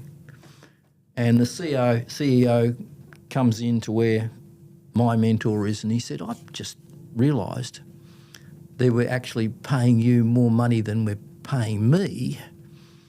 And I find that a bit strange or something like that. And my mentor replied, well, look, you know, on my very best day, I can't do what you do, be a CEO in a company like this. But however, the only reason this company exists is because of what I do, which is get a client profitably in the door. And by the way, if you don't tell anybody that I'm getting paid more than you, I won't either. Now that is elegant, and it's the truth, and it's a true story. That's just helping these guys understand why the getting of a client profitably, affordably and predictably is the highest paying job on the planet. It is, quite clearly. All right? So let's get them some clients. Okay. With that said, so I'm going to tell you a story, and it goes back to when I met Stephen Gillespie, strangely enough. And Steve and I were in the same room, and we're listening to a guy who was selling security systems, and his name was Brad Cooper. And he was being financed by Rodney Adler, who had invested in their security system. I think the security system was called FAI Security or something like that, along those lines. And this was a struggling company initially. And what they did is they hired a marketing guy to help them succeed.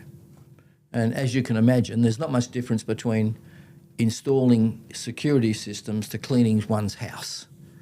The mathematics is about the only thing that's superior, okay? But it's got something else going for it. Well, you've got continuity, subscription. In other words, you clean the house every week or fortnight or something.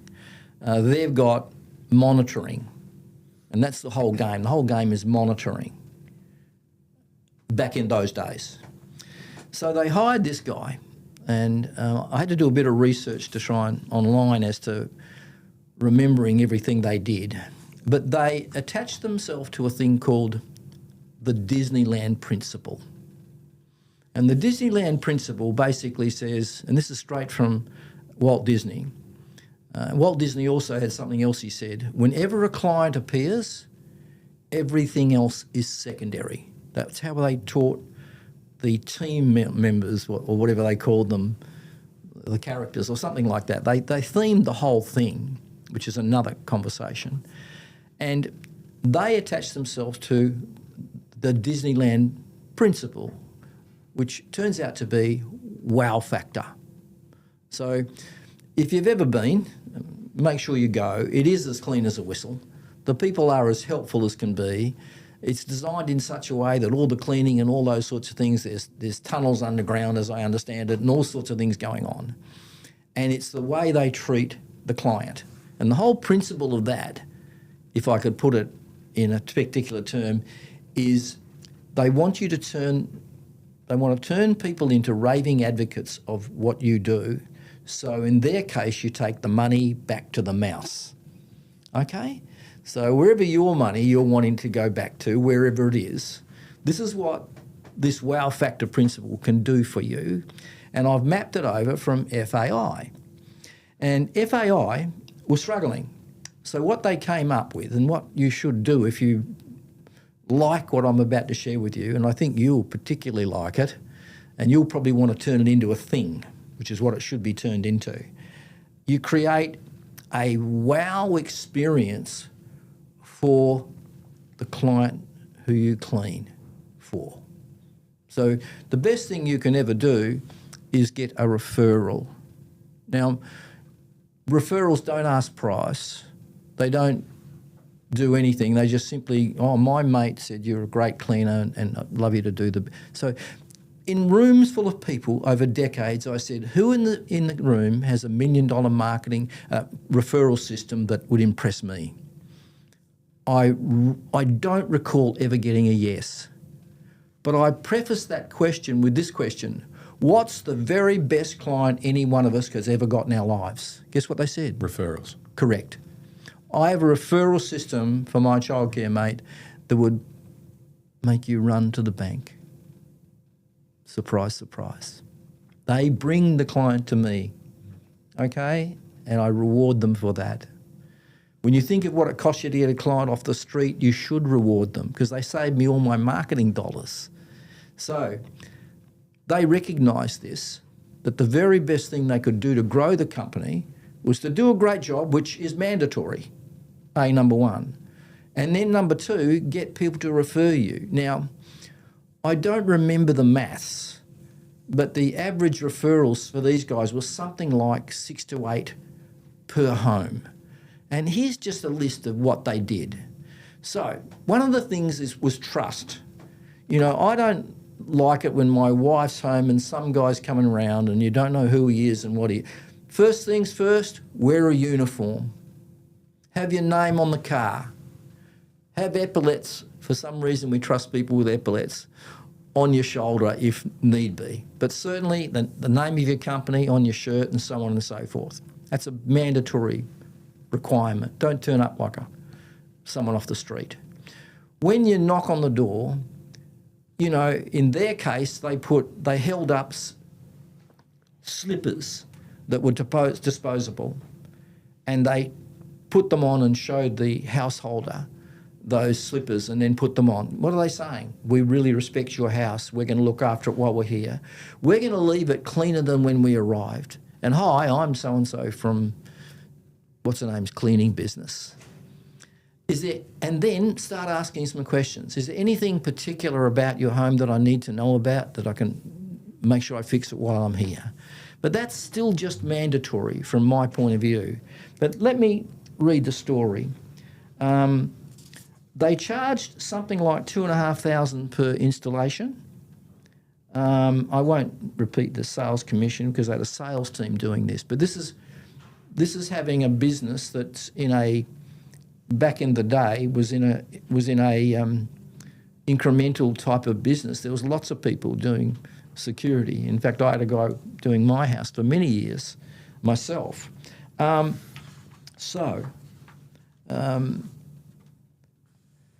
Leave the home cleaner than when they found it. Vacuum sweep where they worked. Now, you guys are cleaning, so it's not quite appropriate for you because that's what you're doing, but wipe down surfaces, remove all dust and drillings after you've done your work, polish alarm, keypads and so on and so forth. Remove rubbish. Train the person on your cleaning. On your using the security system. Give them a training video and all that sort of stuff. Goodwill. Now, while they're there, as I recall some of this, while they're on the roof putting up the light and that, they used to clean the gutters. While they're there, they oil the doors that might be squeaking. They also do things like any of the electrical devices like sensors and clocks, microwave ovens, videos and wall clocks. They adjust the times to make sure those machines are working correctly. Your fridge these days. Okay, they did all that time. They cleaned windows when they were sticking the stickers on. Okay? If there was a sick child in the house, they actually finished up buying the rights to Thomas Tank Engines, okay, that product, and Thomas the Tank beds. And because one particular installer went down to a news agency or whatever it might have been and bought a Thomas the Tank engine out of a gift store or whatever it might be and rushed it back because they knew what they stood for. They stood for wow. We were going to wow the client. Oh, by the way, they arrive on time or pay you $5 for every minute you're late or some number near there. Okay, what do you want? I sit around waiting for these people to arrive. That's not acceptable. In fact, it should be mandatory. So if you're late, it should cost you. Okay? And that's another thing they implemented that I've just remembered. Okay? So they're getting the toys and gifts, or if a child is home sick, offer to help with simple tasks around the house. I remember the oiling of the doors. And it created a referral mechanism. So you empowered the installers to use their own initiative. Shoe covers, introduce yourself warmly, ask about the kids, the pets accordingly. Thomas the Tank Engines, clean the gutters, replace globes. They carried globes. How many times is there a broken globe in a house when you're doing the cleaning? Pretty often. Free of charge, you replace the globes. Okay? Tidy cables, that's okay. Wipe surfaces, that's okay. The uniform, I've mentioned. Ring the doorbell, blah, blah, blah, blah, blah. I'll let you have this information after I leave for your own information. But to put this in perspective, how this came about is they got a bunch of installers together with a marketing guy, and they said, how could we wow the clients when we clean a house to such an extent they can't help but tell their friends about it? Can you imagine? You wouldn't believe what happened to me today. This cleaner came, well, he was dressed accordingly, which is fair enough, and he didn't have his bum hanging out. That was one of the things mentioned. You know, the crack of your bum hanging out. They had aftershave in the car. They sprayed aftershave on before they went inside. Do you think that'd be a good idea for cleaners? Yeah, we say that in our business too. You got to smell good when you're at someone's house. Okay, but no, it's mandatory. In these questions, they're all saying, how can I get more clients? How can I, and we've shown them another path today. This is how you can beat anyone, arguably. And every little thing is another point of difference that stacks up. Yeah, but with the referral as well, I was going to ask, was there a mechanism or a call to action for them to refer, or is it just statistically that 1 in 5 people would inevitably refer? No, they had a mechanism. Would you like to refer people to us? And the day after the installation, around comes a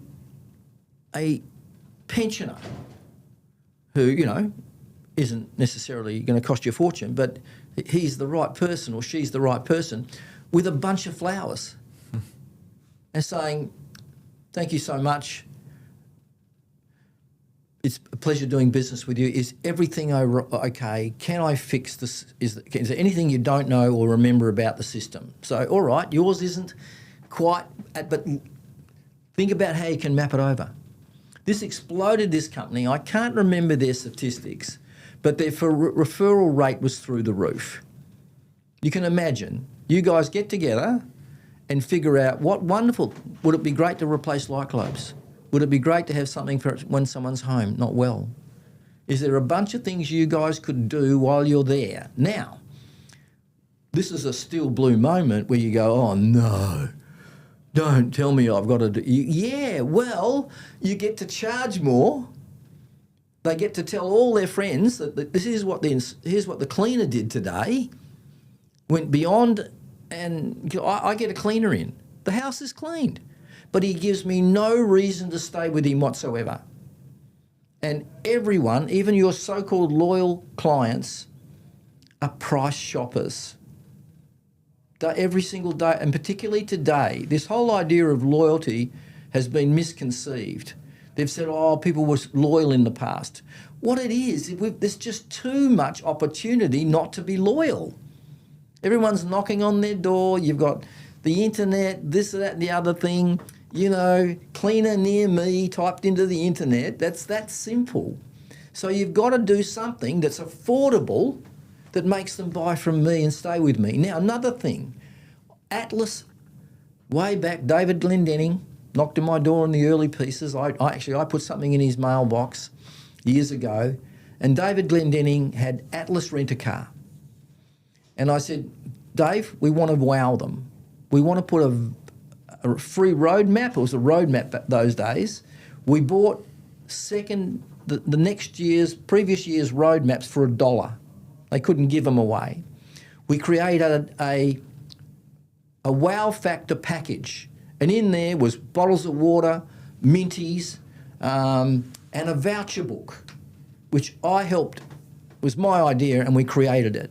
And it had $2,500 worth of savings at fun parks, restaurants, cafes. The whale tour guy said that voucher was the best marketing the most clients of any marketing he ever did. So we've got a tourist coming into the state, haven't we? We've redefined, this is important, we've redefined our business from our client's perspective.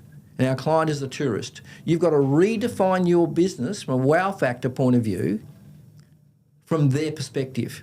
What would wow them? Well, having their hair cut, being able to buy novelty gifts and things from having been here in WA, restaurants, accommodation, fun parks, all of these things stood out.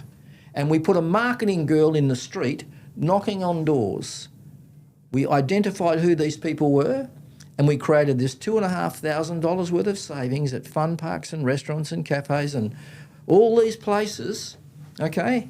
I copied what I thought McDonald's used to put a voucher book in your letterbox years ago, but it was to buy burgers. But I thought, why can't we put a voucher book, if you like? And another thing that reminded me was the restaurant book. Do you remember the restaurant book where you could pick restaurants and get one meal free when you took two people? They used to sell them for $100 or thereabouts. Well, it's especially smart for a rental car company because obviously you got the tourists coming in and they want stuff to do, and you just handed them it was an wonderful. opportunity to What do do you think? so at a discount. So do you want? Well, people used to ring up and say, "Don't forget my welcome pack. Don't forget my welcome pack." Well, look, it does work. Wow factor works. I've actually got a coaching client, David Dunstan, in my program, and he left his job in the corporate world and he wanted to start a commercial cleaning business, and he created this welcome pack. It was like this beautiful, sleek, matte blue box with his business's logo on it. He packed it full of stuff that, was like candles with his logo on it. It had some nice marketing material in there, just some stuff that he could take to an office and they could actually use, not stuff they'd throw away like a fridge magnet, but nice cups, nice candles, reeds, all that kind of stuff. And he would go into the place with, a fresh haircut, a nice blue uniform on with his logo on, and he would just go in there and have a conversation with whoever's at the front desk and give them the marketing pack, and there was no ask. He would just give it to them and leave. And recently he told me that he just got his first massive client, which is a chain of dental practices worth in excess of 6 figures a year, I think. And that all came from him delivering that marketing pack. Okay. Because that was wow factor. Yeah. Okay. So we refer to that back in the day as lumpy mail. So I'm famous for sending rubbish bins full of shredded money. Rubbish bins. Trust me, if you want to get past the gatekeeper. We've also sent Ferrari cars without the controls. Mm-hmm. And the only way they could get the controls was for us to be able to, someone to speak to them, the boss. And I myself got that from Amex. And I rang up Amex. Yes. It took me ages to get through to the person responsible. I said, "What's going on?" It took me ages to... She said, "We're that busy. We've never done a promotion like it." I bought Ferraris, red Ferraris, cars, the remote control, okay? And that's what they did to me, and I wanted the control. She visited my house and signed... Well, I used to have 2 black Amexes back in the day, but I don't do that stuff anymore, okay? So, if it's good enough for Amex, it's got to be good enough for us. So that's not understanding the cost of a client. Yes. And what it costs to get one. So your numbers are going to be different, but you can do all, like the voucher book, you put one marketing girl out in the marketplace, you define exactly what those things should be in the package. I know what my daughter's thinking about right now with Summer and her kids. It's not rocket science. And you go to these people and you say, "Look, we'd like to put you in our voucher book. We'll do the graphics for you. It was $10 or something to go in the booklet, but you have to offer something of value. Our preference is 2 for the price of 1. That's our preference," which I knocked it off from the restaurant package. If I rang David Denning now, he would tell you it's the best marketing strategy he's ever done. How hard is that? Do you know what else happened? We found out that most of the clients were going down south. So we put the same girl, her name is Annette Hyder, we put her in a car and we sent her down south, and she went around the wineries and all the cafes and the accommodation and, B&Bs and all of this, and we created a voucher book just for down south and mapped it over. Do you think that might work? Mm-hmm. Pretty good? Yeah. Now let's run through another list then. All right. You don't look impressed enough for me, Jason. Look, I've been around your your knowledge for a while. I know, but have you got these things? Are they there? Are they operational? You know, are you going to organise, what's your aha moments, Jason? Are you going to organise a voucher book? You know, when I started the business, I was doing that. I would give a welcome pack. Yep. It was like a nice gift hamper. And But what about your members that are listening to this? That's who I'm here for now. See, we've got a different constraint now. Our constraint is recruitment. We've got a wait list of 200 people. So the last thing I'm thinking about is a referral system. But for majority of listeners... Not your clients and listeners, mate. Majority of listeners will be needing this. If you don't want to do this, they can go and do it themselves. They'll need it. All right? This will be good to talk about. Stick letter. First thing they get is a welcome to the family box on the first clean. You've already mentioned that gentleman a while ago. What great work that is. Yeah. Sorry, I've got tennis elbow from working on the bloody farm. Excuse me for a moment, folks. I'll try not to break another glass. So this is a real welcome pack from one of my clients and friends. This is Duncan's, actually. I created this business. Very cool. It's capital Q. And it basically says there's the letter in there, okay, that says, hey, you've made a very wise decision in choosing us, and here's why. And by the way, if anyone ever asks you about your accountant, which does happen, we have a referral mechanism for that product as well. So in here is, a whole pile of things associated with sleep well tonight, knowing we're your accountant. Relax and sleep soundly at night with peace of mind in the knowledge your business and wealth building are in order and on track towards achieving your goals. So that's the essence of it. So this one's some treats. This is probably... I know the thing that most people are vanilla going bean. The thing most people are going to think when they see this is that it just isn't viable for them because they can't afford it or their numbers don't work. And that's because... Okay, what do you think this cost? Not a lot compared relative to lifetime value of a client, which is my point. Most people aren't looking at lifetime value, which is why they struggle with these concepts. Don't do it and suffer. And good luck. Yeah. Because you're going to need it. So this is something else, Jason. You know I did over 500 of these. This is my greatest marketing invention. And I didn't invent it. I stole it from America. The shock and awe pack. It's the shock and awe pack. We're actually creating our first shock and awe in the cleaning business soon to go That's after my more partner, commercial. okay? There you go. And that's telling them why in a sequential fashion. This is the sales letter broken up into sequential orders. And in this box is a bunch of those. And that tells the story. And this becomes a referral mechanism. And we've got a dressing gown in there. That shock and awe pack is actually my favourite piece of marketing material ever from any sort of business. I remember at your reunion event, which was last year, I think, and you brought me up on stage, and that was really cool. I remember at the back of the room, you had a whole bunch of marketing material that you'd helped create over the years. And I just went straight to the shock and awe packs. And I've still got photos in my camera roll that I took of every single page of that shock and awe because I knew one day I'd be using that. And we are just on the cusp of creating our first shock and awe pack in the cleaning business that we're going to use to get more commercial and industrial clients. And I'm using those photos I took last year at your reunion event as a reference for what we're going to create. Right. But mate, how can anyone argue this is going to cost you one clean? What's your cost for a clean? One clean. Just one singular service? No. What does it cost that person to be there? I give away free childcare for a year. It's just been drawn. No one in the industry can believe it. What does it cost me? My lights are on, my staff is there, my insurance is paid, I'm paying the bank. What does it cost me, Jason? Nothing. The food. The food. There you go. And there's some other great shock and awe's in here. Here's my own welcome to the family pack for my childcare. I've built the whole thing on music, dance and percussion because I discovered it's the oldest form of education on the planet. I have a music room created. I have a dance room created. We have teachers. We teach language because this and percussion. So I reverse engineered the whole thing. And that's a wow factor. It's all wow factor. There's musical equipment in there. There's their song. We've got 25 of our own songs written for our childcare, singing about our childcare. We have those things at the end of the year with 500 and 600 parents and grandparents turn up to watch their kids perform. Where do you get that? Can't think of any other childcare centres doing Well, that. Yeah. good luck. Yeah. You don't want me next door to you, do you? No. No, it would be like an atom bomb landing on your plot of turf, okay? So anyway, phone them up the next day.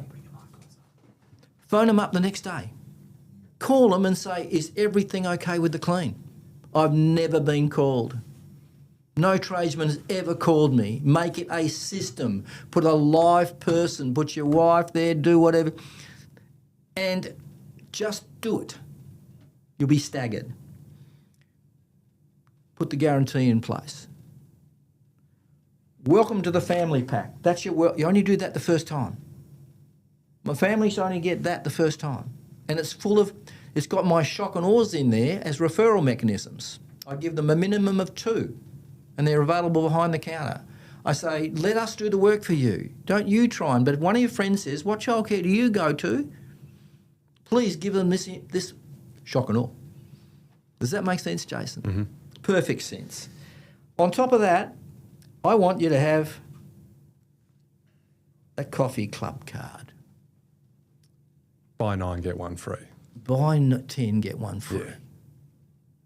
It's a sin not to have it.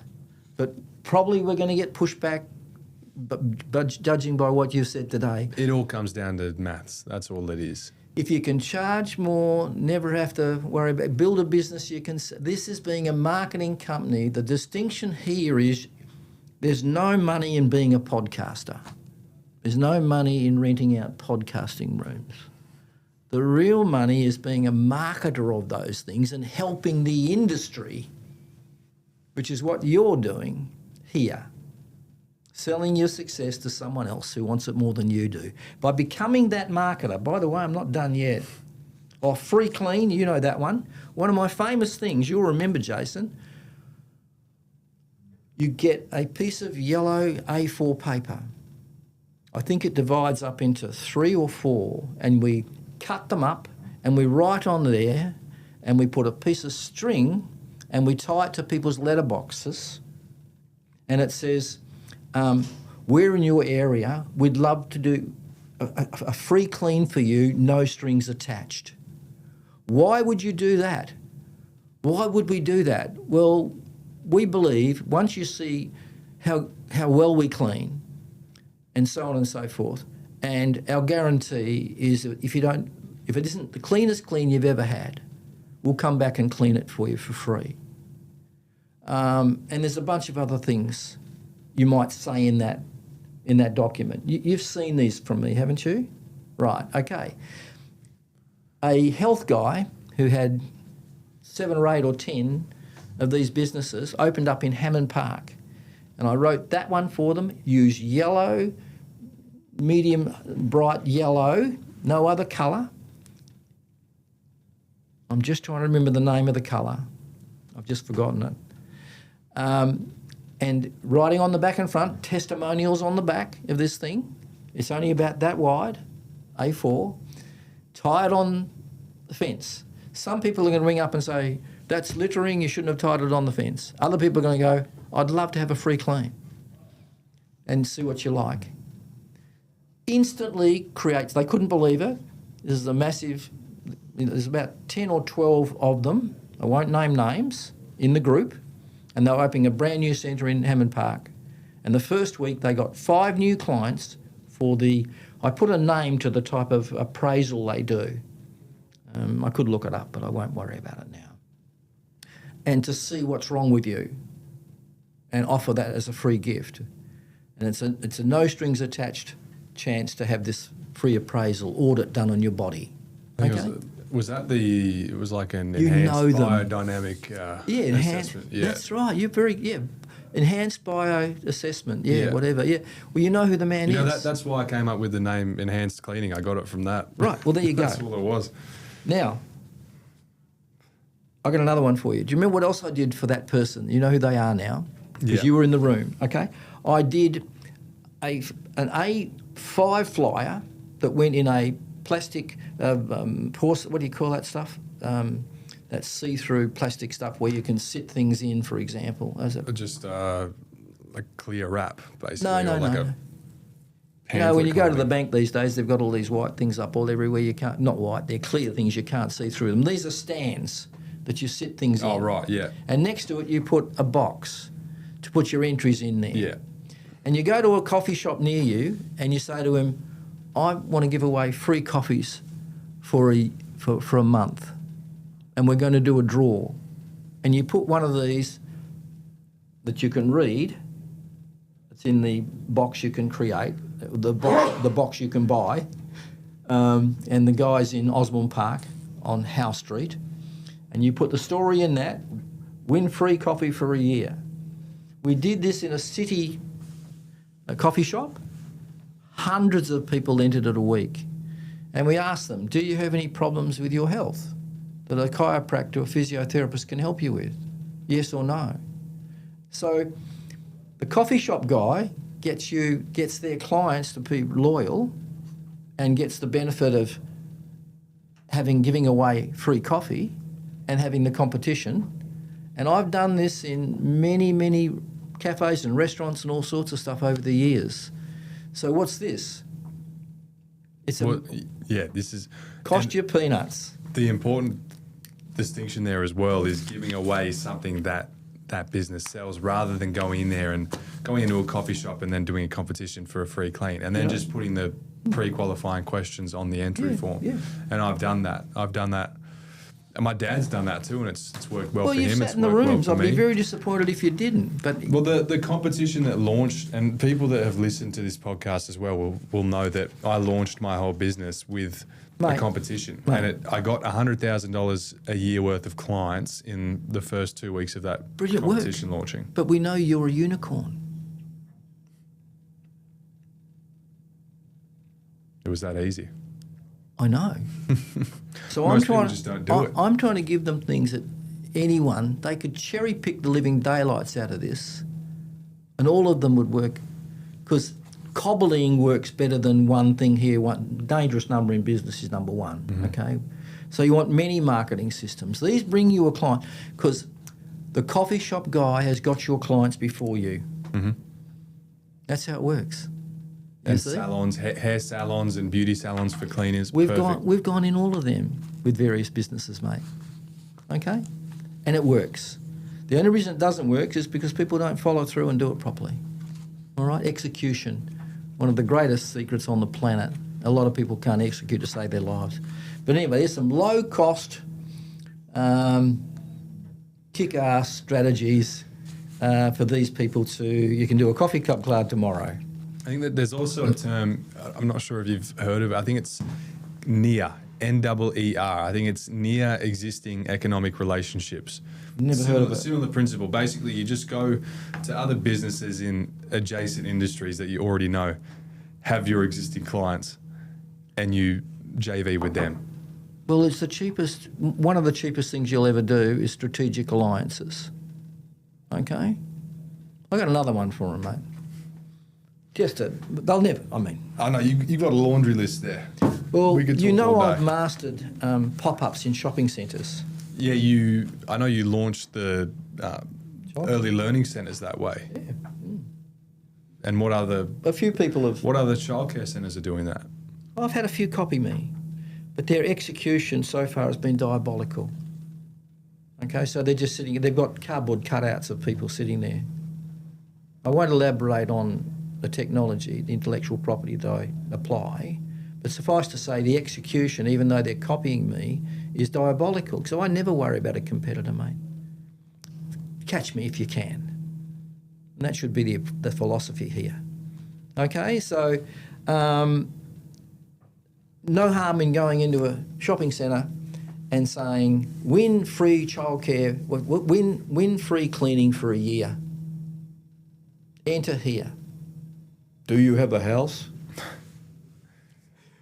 We'll go gangbusters, yeah. I mean, I essentially did that on Facebook, and we got, I think it was 1,000 entries, and I didn't really know what I was doing at the time, and so I could have had a better conversion rate, but I converted 1,000 entries into about 25 paying clients, and that the value of that was about 100,000 a year. Well, And again, then- you saw me do it in the environment and you mapped it over. and I ran that same competition again for another cleaning business in the Sunshine Coast in Queensland.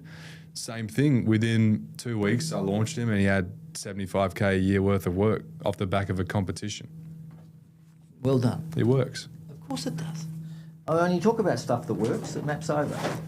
People are scared of free though. Like we said, they don't understand the maths, and you tell them to give away a free clean or a guarantee, and they're like, aren't they just going to take advantage of that? Well, yes, but, you know, back in the day, Kmart used to say, when you buy something from us, you can bring it back. Okay, now I knew someone around the corner in my first house. So far we're going back. I won't name names, not that it'd be important. But he's a pommy, by the way. His name's Dave. And he said to me proudly one day, I go and get my suits from, when I've got a wedding or something, I go and get my suits from Kmart and I take them back on Monday morning.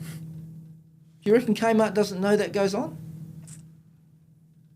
Of course they know it goes on. Okay, it's just mathematics. You're not emotional about someone bringing their suit in. Guess who really pays for that? The suit supplier. Come on. They don't pay for it. Someone might, but he's doing his maths. He knows how many he gets back a month. It's all just mathematics and psychology, which is what we've discussed half the day. So it's getting these people to get their head around going negative in some way, shape or form. But it's giving away, you know this one, give away part of a profit you don't have to get a profit you never would have had. So what are you giving away? Exactly. I was more or less going to say that, especially with a guarantee. If I had measured the results of what my guarantee had brought in over the past 6 years, if I look at two different timelines, one where I had that guarantee and one where I didn't, sure, I've given away maybe 10 free cleans as a result of having that guarantee. But it also netted me probably 50% of my entire business today. So if I didn't have that guarantee, sure, I wouldn't have had to give away 10 free cleans, but I also would have never had over $1 million in revenue that has come as a consequence of having that guarantee. Have you ever contemplated the consequence of those 10 people that would have told all their friends about the crappy cleaner that turned up? But no, the best thing you can do is turn a bad client into an advocate. I call it white paper. Well, there's that quote. I think it's Napoleon Hill. He says, "In every problem or every failure, there is an equivalent opportunity."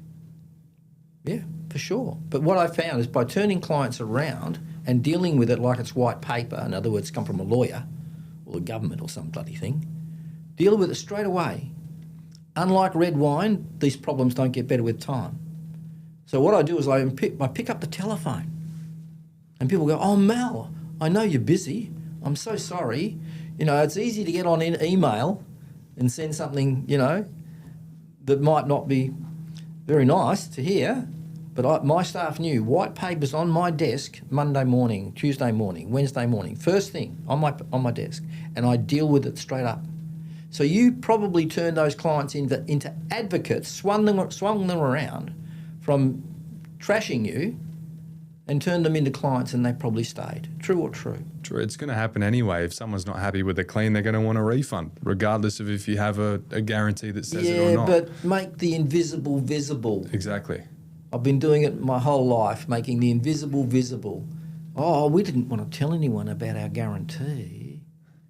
You know, keep it a secret. It's insanity.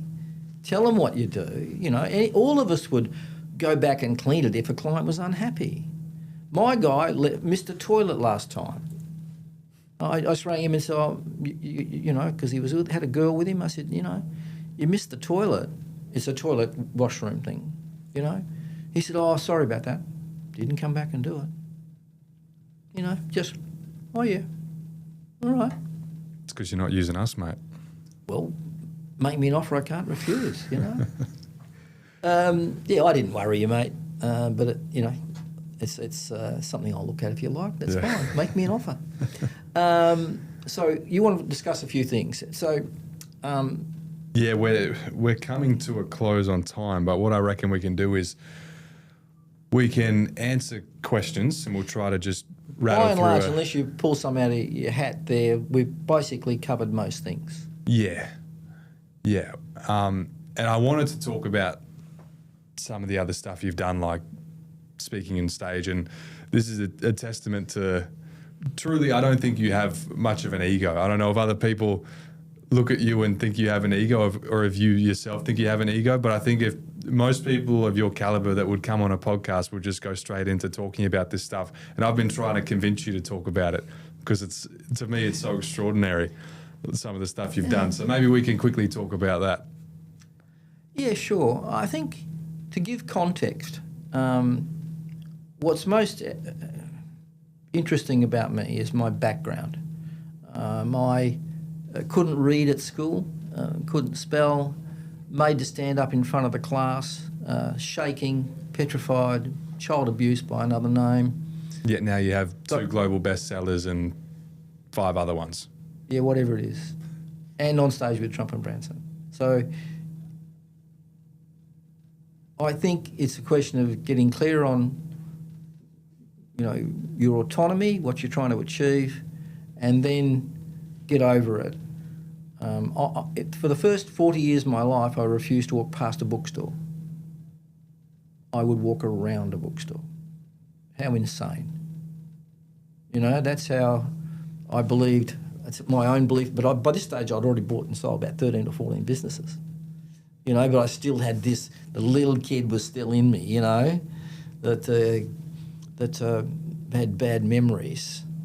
But I didn't let it get in the way. I've had 2 panic attacks on stage so the last thing that dies on you is your brain. Okay, that's how we're set up, all right, the biology. So what happens is you have a panic attack and the blood rushes from your body to your brain and you start to go wobbly. It feels like it lasts for about 5 minutes. It lasts for about 30 seconds. My son was in the room once. He said, "Dad, you started to speak a language no one understood." And he thought it was funny because I mumbled and, lost it. Okay? And another time I opened the curtain and there was 10,000 people there and I scared the daylights out of myself. Okay? Fortunately, it doesn't happen these days. But I had to push myself. I had to deal with my own demons, if you like. Don't think I was born with a silver spoon in my mouth. My family were broke. My brothers and sisters didn't have shoes. I'm all self-made. The only reason we had a house is because Mum got an inheritance, or Dad did, as it would be. Okay, so it's been all done on my own bat. So the Bransons of this world and the Trumps of this world, I'm very proud of that. But what I'm most proud of is who I've become. I had to become someone I wasn't. Not naturally. Certainly not part of this lucky sperm club, that's for sure. Okay? I had to really take it on and accept, that it wasn't going to be easy. But I knew if I was to help people and help myself, I wouldn't do this for free. I wouldn't put up with people's crap for free, nor should anyone else. Someone asked in the questions, what should you do about clients that are a pain in the ass? Fire them. Fire them. Get rid of them. Get rid of them. A lot of the time as well, that's a problem that people have because they don't have, one, they're not clear enough about who they want to do business with, who their ideal customer is, and then they don't have a good enough lead gen system to the point where they can filter out the ones they don't want because they feel like they have to take whatever comes their way. Yeah, but you need to make space for the next guy. Okay, so I ask a room full of people on numerous occasions, who in the room has taken on a client when intuitively they've thought, going to be a pain in the ass. And by the way, I can still do it. I can still fall on my own sword. Okay, we're not perfect, are we? I suggest I'm probably the most flawed person in my rooms. But what I'm good at, the thing that makes money move, I'm really bloody good at. And I don't get into HR. I could give a toss. I want to make so much money you can hire the best expert on the planet. I don't want to be that person for 5 seconds. I don't want to be that systemised person for 5 seconds, because you can hire it, because the number one job on the planet is marketing and sales. It all starts there. So that's where my energy goes. That was what happened for me. I realised that's what it was all about. The getting of a client affordably, predictably, reliably at a profit. Okay? So, you know, we've got some stories about working with these guys, and Jason wants me to share one in particular where Trump is concerned. You know, from my perspective, in the green rooms of this world, he was very pragmatic and you know, not exactly warm or anything like that, gregariously warm or anything, but he was just interested in what you're reading and what you're doing. He's not, you know, he's not some... I just found him very pragmatic. It was simple as that. But what was really crazy though was you spoke immediately before Trump on stage. After they'd been there 4 days waiting for him. Yeah. And so how did you navigate that, and how did that make you feel? Was that the most nervous you'd ever been in your life at that point, or were you pretty well seasoned with talking on stage to the point where it didn't bother you too much? I call myself an optimistic pessimist or a pessimistic optimist. I don't know which one. But I had plan A, plan B, plan C and plan D going on. So I had a brand new computer with nothing on it but my PowerPoint. In my pocket I had 2 sticks with nothing on it but my PowerPoints. You know, this is a big day. It's probably been well, I knew it was worth 10 years to me in a marketing sense. It's been worth more than that, much more than that, to get that invitation. And not everyone gets the invitation. And not everyone wants to speak before Trump. But I rig everything. This is all about rigging the game, okay? I sat there for 4 days and watched every other speaker. No other speaker did it. They're at the back talking, chatting to everybody. No, I sat there, watched everything, the whole event, because I wanted to make this a big payday, a very big payday, speaking, well, with all those guys and also Trump as well. So sitting there for the whole 4 days, I got to get a sense of what was going on. Tony Robbins was there, a bunch of other people. And in my own case, they wanted to check my equipment, and I got stuck on the tarmac waiting for a opportunity to park the plane, and I wasn't there for the check of my gear. They got a name for it or whatever it is, and this has got a pit. This event's got a pit like an orchestra, and it's full of people with all these high-powered electronics and speakers and everything going everywhere, and sort of frightening in its own way. And then we tried to get me checked. What's it called? Something or other check every morning, and it didn't work out. You know, they got stuck into the morning. I came in early. They just couldn't get to check my gear. Anyway, it was a break before myself and Donald Trump straight after me. Donald, I was told, I don't know if this is true or not, Donald said, if you're late, I'm going to walk out of the building or something. I think they were just trying to scare the crap out of me to be on time.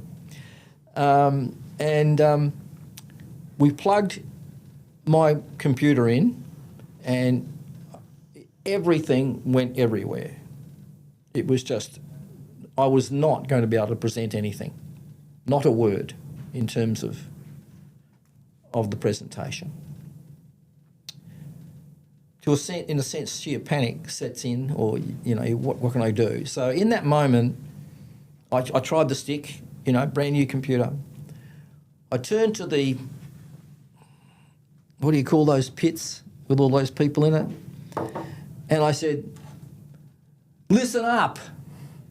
All of you listen. Look at that. This thing's not working. I'm on in 10 minutes. Does anyone in this effing pit know to fix it? And one guy went, oh, I reckon I can. I said, mate, jump on it, please. Anyway, he got me going. But at that stage, it was still in progress. And I had my notes, and I was about to go to the lectern, which I don't particularly use, but I wanted to read my notes. And I had clients there who I made a fortune for. I'd love to tell their story, but I don't think we'll have time. And maybe we will. It's the all-head story. You know how important that is. We probably won't get time. Okay, another day. There'll be a part 2 one day. It's another day. Okay, so, and we didn't finish the Hasty Tasty story, sold in 5 months. So I'm there just reading my notes, and my notes are specific. I come prepared. And Mark, my ex-client, dear friend, is a brother to this day, and we call each other brothers. And he puts his arm on my shoulder after seeing all the shit I went through. And are we allowed to drop the F-bomb here today, ladies and gentlemen? Would love to. He put his hand on my shoulder and he said, "How you going, mate?" I said, "Fuck off." He said, "What?" I said, "Fuck off now." And he said he put his tail between his legs. He walked off stage and he went to the green room and he went, "What sort of idiot am I that I went and bothered Mel when he's in the middle of this preparation?" We went out to dinner that night and had duck, and I apologised to him. He said, "Mate, you could never do anything wrong to me if you tried." And then my wife got a camera at the same time as Mark. I'd told Mark to go off, and I said, and she said, "Oh, smile." I said, "You fuck off too." And that night I had to go home, or that day I said, "Look, sorry, love. You know, in the moment, I just didn't have time for any of that stuff. And you didn't read the room, you two." Or did you buy a new bag or something with your payday that day? Every day's her birthday, mate. Yeah. Every day's her birthday. Man. I got on, I did my thing, and it's frightening to watch. And my opening is as good as I've ever seen for an event. I was just in the zone. How does that happen? I don't know. And I did, my sales manager just told me I did 650K in about 110 minutes. I've never done the numbers on it. And that was how many years ago? Oh, long before Trump became president. Yeah. So I can't remember exactly. It's a good hourly rate. Not bad. I didn't get to keep all that money. You know, please don't get this wrong. We delivered, you know, big time. And that box led to other sales as well. I was probably the dearest on the card. I think I was about 6 or 7 or 8 grand to complete strangers in, 100 minutes, roughly. And to do all of that with the imminent pressure of the headliner Trump coming on right after too. Yeah, that wasn't my main focus. It was getting the job done. I had a job to do, and technology hates my guts.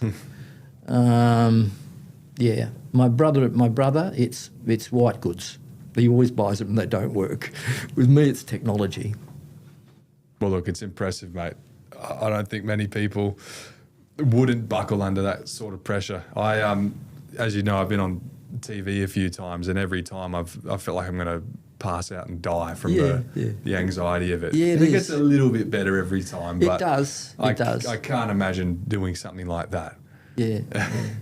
Not many people know that story, as you know. I don't advertise it. Swearing at your wife like that's not very nice, but you had to be in that moment with me. Yeah. And Mark, my mate, he got it, He was first to apologise when I got off the stage, Pretty extraordinary. Extraordinary, yeah. No, thank you for telling that. It's like you said, you can't really find that anywhere on the internet. It's No. Well, Yeah. yeah. Well, no one knows who I am anyway. Yeah, I've seen the presentation, and it was pretty remarkable. Oh, have you? Yeah. Yeah. All right. I've Well, there you seen go. the DVD. Yeah. All right. Okay. Yeah, cool. Well, thank you, Mal. How about, I know we've kind of covered everything, but how about we just end off by giving like a 1 or 2 sentence answer to some of these questions we've got. Try. Just to appease all the folks that ask them. So we've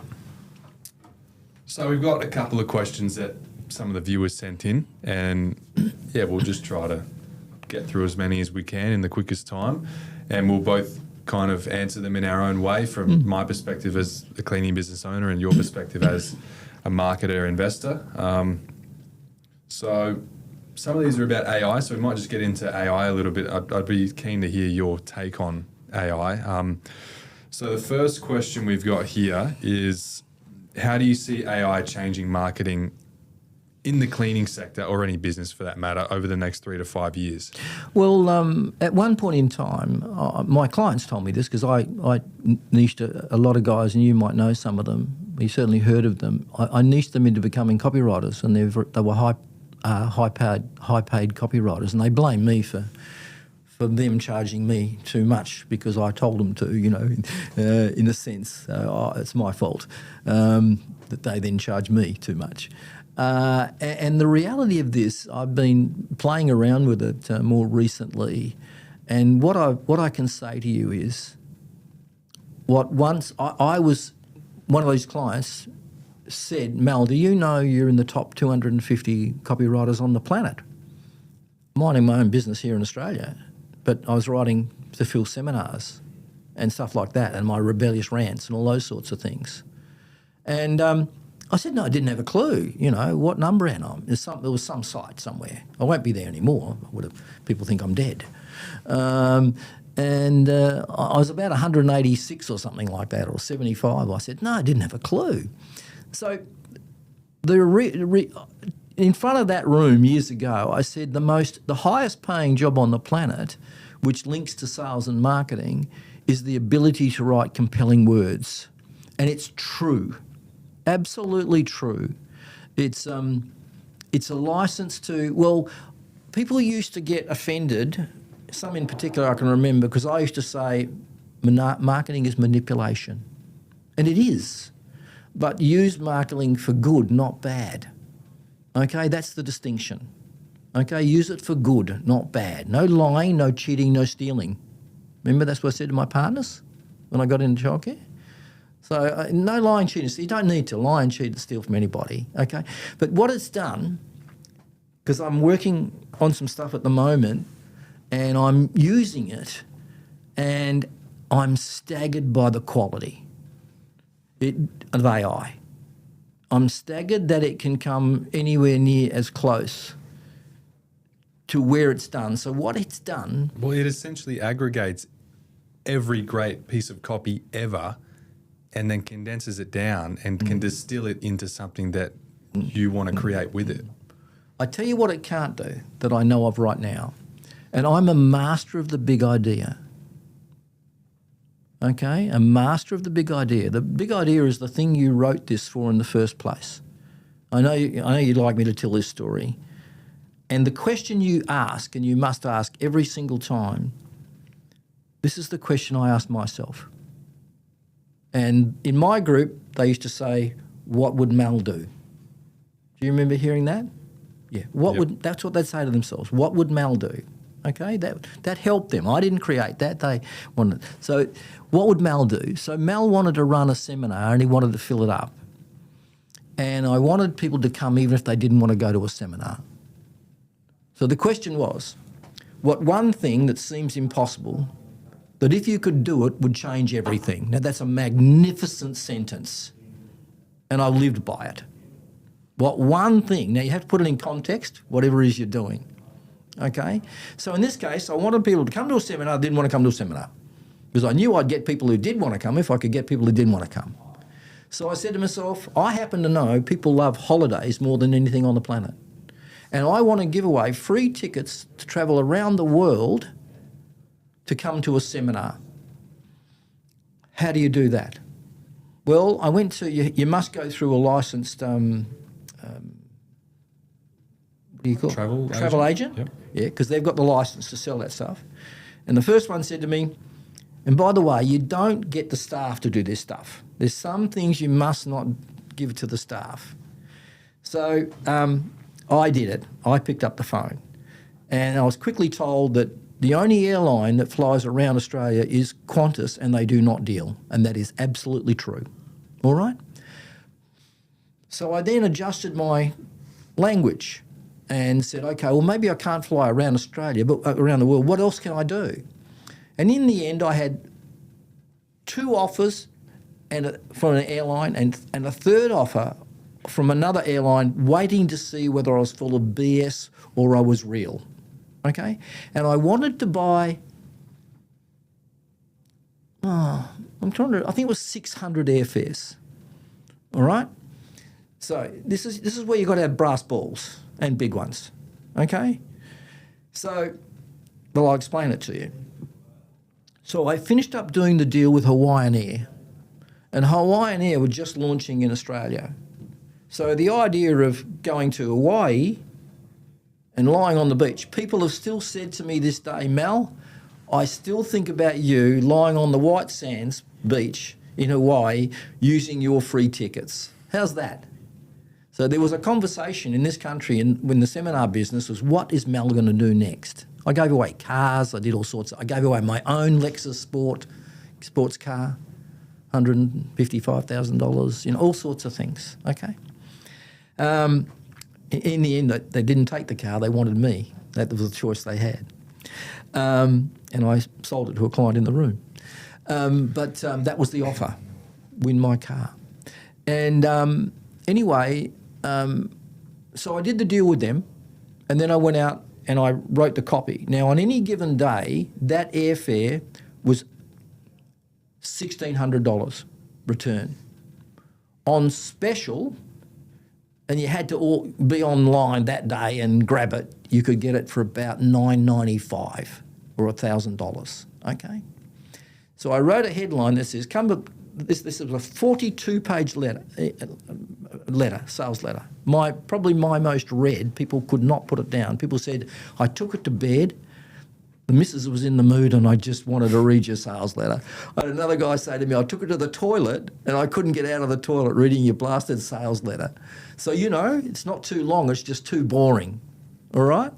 So they're reading this sales letter and, they paid it was $2,497, as I recall, to come to my event for 4 days. And I bought speakers from 3 days all over the world. And I fed them and I gave them a whole pile of bonuses. And cut a long story short, it was pretty much chock-a-block. And people came for the airfares. Now, I knew some people were just there for the airfares, okay? And they would refund and take, because I said, you keep the bonuses, right? And immediately my staff came up and said, we've got one here.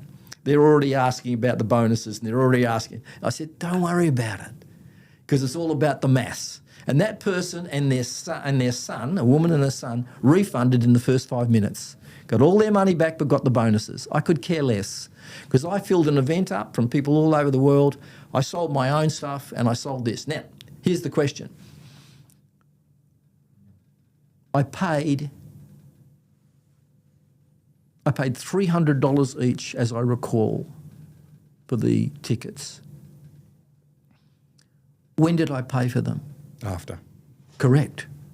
Who paid? Once you'd already gotten paid by your Who paid for it? people that went to the event. Correct. Now, is that genius or is that genius? And you're right, AI is not going to come up with that. No, it's not going to come up with it. So this is my whole thing. I've always written the offer first. There's a lot of varying opinions on copy, okay? I say write the offer because it writes your headline. Other people say write the headline first. No, I write the offer first. I don't know if I'm right, I don't know if I'm wrong. All I'm saying is it's right for me. Okay? No, it's right for me too. I've tried doing the headline first and then with my ad copy, and I find the best way to do it is to start with the call to action or offer and then reverse engineer from there. So that was the big idea, and I don't think AI is going to knock off everything, but it's staggering what it's producing. So it's only going to get... I agree. I think the main thing here is that it's just something you need to adopt or get left behind. I think it's like any other tech revolution we've had, like the dot-com boom and anything else we've had along the way. The people that resist it and don't adopt it will just get left behind. All I think it's going to do is act as an accelerator. No, it's levelling the playing field. For the big and small players. Yes and no. I mean, that's macro and micro. That's a different conversation. Micro's always had an advantage, small business, as opposed to macro, okay? But no, what I mean is the dumb bums or whatever that never ever mastered anything suddenly have something that has very real possibilities. I'm, quite impressed with what it can produce. It does depend on your instruction. Very, very, people think Mel's a technophobic, and I am. I'd rather smash the bloody things. And I was very hard on mobile phones as well. But boy, oh boy, that's where, but I called them breakthroughs, and they are, So, it's leveled the playing field, unfortunately. But nothing stands in front of mastery. So right now, they'll never come up with a big idea. Okay. Cool. But that doesn't mean it's not a threat. But do you agree that people must adopt it or get left behind? Do you see it I as think that? I'm a big believer in situation. Everything's situational. I don't think it's going to do a pop-up at a shopping centre. But it will help with the marketing material that could go into that. Possibly, if you instruct it correctly. Yes, you can't come up with the big idea, which would then lead you to even ask those things. What did I say right back at the beginning? One of my gifts is right questions. Yeah. It's the same thing. I was going to say that when you said that at the start of the podcast, but it wasn't a good time. But the thing with AI is you need to be able to ask the right questions. And it's not going to give you the questions to ask. It's not so much questions, it's instruction. The prompts, yeah. Yeah, instruction. I've actually surprised myself a little bit. It's not an easy thing to do to prompt AI in the direction you want it. Well, I've asked the right questions most of my life. Okay, well that's a good answer. I'm sure the viewers will be happy with that. What do you reckon we do, like 5 or 6 more? And one of them, one of the first ones you asked when you mentioned when it came in late, I've got the answer to that question. What is it? That was, what's the most counterintuitive leadership lesson you've learned? Fire fast and hire slow. Right. Free them up. That must be where I got that from, because I've been saying that since I started as well. Yeah. Here's another one for you. Task determines the team. Can you expand on that? Well, what are you doing situationally? I am not. I am. You remember I used to draw a circle on the page maybe, and I cut out 10% of that circle. This is the whole business. The 10% is what I'm good at. I'm a master of surrounding myself with the right team of people that excel and having wonderful, wonderful relationships with them to be friends of mine to this day, and you know some of them, okay? And the other stuff I call lesser mortal shit. It's derogatory and maybe not sound great, but they know I call them that. But I don't want to build a website. I don't want to do any of that stuff. That's not where the money is. The money's in the 10%. It's called clicks on the dial. I've only got about 5 clicks on my dial, but they're bloody good clicks. So another way of looking at that is, so people get blocked up with the amount of work they've got to do and things they've got to do. So in my world, I say you've got 5 number ones every day, and you allocate time accordingly to each number one. Or you might have 3 number ones or 2 number ones. Doesn't matter. Allocate time to those number ones. The things that were never number ones, you come back, you put a rock on them, you come back in a year, and guess what? They were never worthy of your time, ever. So figure out the number ones that move the needle above everything else you do, and only fix that, because 80% comes from 20%. In fact, 95 comes from 5. You want to be really serious? Only do the 5%, because 95 comes from that. A lot of that will be marketing for most people listening. People just need to 10x their marketing efforts. Task determines the team. I surround myself with people that are much smarter than me at what they do. But I'm a fantastic delegator. What about KPIs and metrics? If you had to say just a couple of financial KPIs and metrics that business owners should be tracking in their business, what would they be? Oh, mate. I failed maths. Do you think, would you agree with me that the most important is lifetime value, just figuring that out?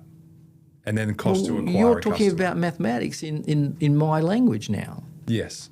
Okay, now my staff was staggered that I knew where we were at without looking at the numbers. I understand what's going on. So I fail this dismally, but I've got an accountant partner that's magnificent.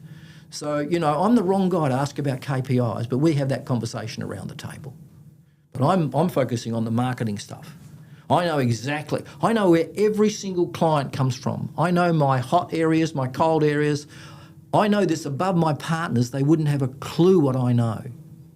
Because I'm predicting the future. And if you want to predict the future, I want to tell everybody here how to predict the future. Understand the present. At one stage, I was 103 kilos and I was going to be fat and dead. I had 200 maybe people in the room in South Australia, 3-day event, maybe 4. I turned to my wife at dinner time that night. I said, honey, I'm cooked. I'm going to be fat and dead. Living out of hotels and flying in aeroplanes and club lounges. It's so dysfunctional. I'm cooked. I'm done. I'm selling it. Okay? Came back here. A guy advertised being a evidence-based naturopath. He's a great friend to this day. He said, I walked in there and I interviewed him. He said, I've never been interviewed by someone like you before. The health club I went to, they said the same thing to me. I held their feet to the friggin' fire. All right? And so should we. Anyone should. Okay? And they knew exactly what I wanted, and I said, so can you do this or not? All right? Now, he was marvellous. Shannon's his name. Okay? It transforms over everything, this stuff. Okay? You want to predict the future, understand the present. So I'm 83 kilos today. I've been it for nearly 10 years. You've seen me over that period of time. It's funny. Start of this year, I was 103, and now I'm 83. Yeah, I know. I can see you're a lot lighter. That's funny. Well, Same exact numbers. Yeah, well, you took action, the appropriate action. Yeah, well, I wasn't prioritising my health. I was just working nonstop in the business, and then I get it. And then I took a good look at myself, and I was like, I don't feel the way I want to feel. I felt lethargic, and I had to change that. Well, you take you with you wherever you go, including your health. You don't get to... Well, there's only 3 things that matter in life. It's your health, wealth, and relationships. Mate, I can tell you now, the most important prevention is almost impossible to sell. All right? Okay. Only solutions. When you get sick, it's a different story. Yeah. Okay. Until then, I've surveyed people who were belonging to various groups. I've surveyed for my clients. I do 100 hours. Used to do 100 hours per client, or I wouldn't coach them of research. Not me, my people, right? And then I do a survey to their list. And we've been told things you wouldn't believe. And like people who want passion and all these nice things and relationships and, in their life, we put money in there. Guess what came out number 1? Money. Yeah. Try surviving without it. I'm just, not everybody, but that's the survey. Surprised all of us. You know who I'm talking about. Mm-hmm. Okay. Next one. All right. Yeah, we're pretty much out of time. So do you just want to rattle through a bunch and see if we can do a 1-sentence answer to each one? I'll try. Do you reckon? Yeah. I'll try. I know I'm testing you, mate. All right. Some of these we've answered. Let's see. Do you remember your first roadblock or major conflict in business, and how did you deal with it? No, I'm joking. Oh, look, that wasn't a sentence. While you're thinking, I can say mine. Yeah, go ahead, please. I would say mine was a conflict. I've always been a very shy, reserved guy up until recently. And so when I had my first major conflict with a client, I had spent 22 hours cleaning a house. I went there at 4 a.m. on Saturday, finished at 2 a.m. on Sunday the next day. And I thought I'd done a good job.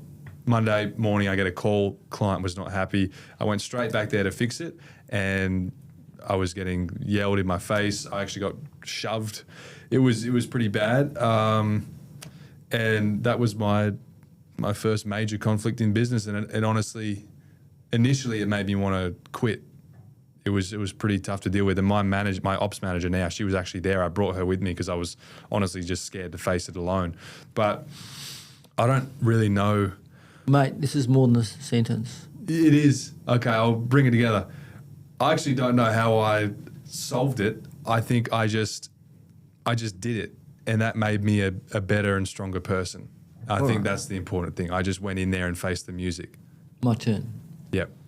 At one point, I wanted to save the friggin' world. Okay? That's business owners. Until I realised they're a bunch of tossers. By and large. Not without exception. Because I have some beautiful, wonderful friends like yourself to this day. Okay? But me, I nearly killed myself trying to make it right for them when I had to understand that conflict, that you can't help them until they want to be helped, or they're as invested in all of this as much as you are. Now, stop looking at your phone. The next question became, what was the distinction between those that did and those that didn't? You want to know? A bit more enthusiasm, Jason. Go on, tell me. Okay. Tell us. Right. Mate, it was level of pain. Level of pain outdid everything. Like Carl and Mark. They owned a fortune to the all heads, the tax department, they had a fortune, everything. So I'm just going to leave it. You wanted a statement? You got it. Level of pain creates the shift where previously you sat on your bloody hands. Okay? And you can't do that for them. I had to realise I couldn't do it for them. So that was a great question. Okay. That pretty much summarises what I was saying. Oh, all right, yeah. As well. Well, I said it better. Yeah, you did say it better. I'll give you that one. There was a few commas in that sentence too, but that's all right. Next one. What have we got? That's why I was looking at my phone. I was trying to prepare the next question. I know, mate. I've been derailed. I'm giving you a hard time, mate. You're good at that. I'll just have a bit of fun. Okay, what's the biggest piece of advice you'd have to someone starting their own business today? Take mentors. Do not invent the rule. Find out what is... Don't invent anything. Find out what is working and do it better. That's the greatest piece of advice you'll ever get. When people come up to me and say, Mel, I've got a challenge for you, I say, you know what? Bugger off. I'm not interested in challenges. I don't want to challenge anywhere in my life. I want to rig the game. This is my autonomy. I don't want one challenge, ever. I've got a wife and a dead one and a daughter here and a daughter there and a son here and a son there. I've got enough friggin' problems. Okay? I don't want to challenge any business owner. I'm not interested in their challenges. Okay, I'll echo that. All right, how do you improve staff retention? Actually, there's another question I'll just add into that, and it was, how do you deal with hiring? I feel like we are dealing with such a lack of hard workers. I'm just going to say, I don't deal with that. I just have a massive sample size of people I can choose from. We have 1,000 people that apply to work for us every month. We interview 50 out of those 1,000, and we hire 5 to 10. Yeah.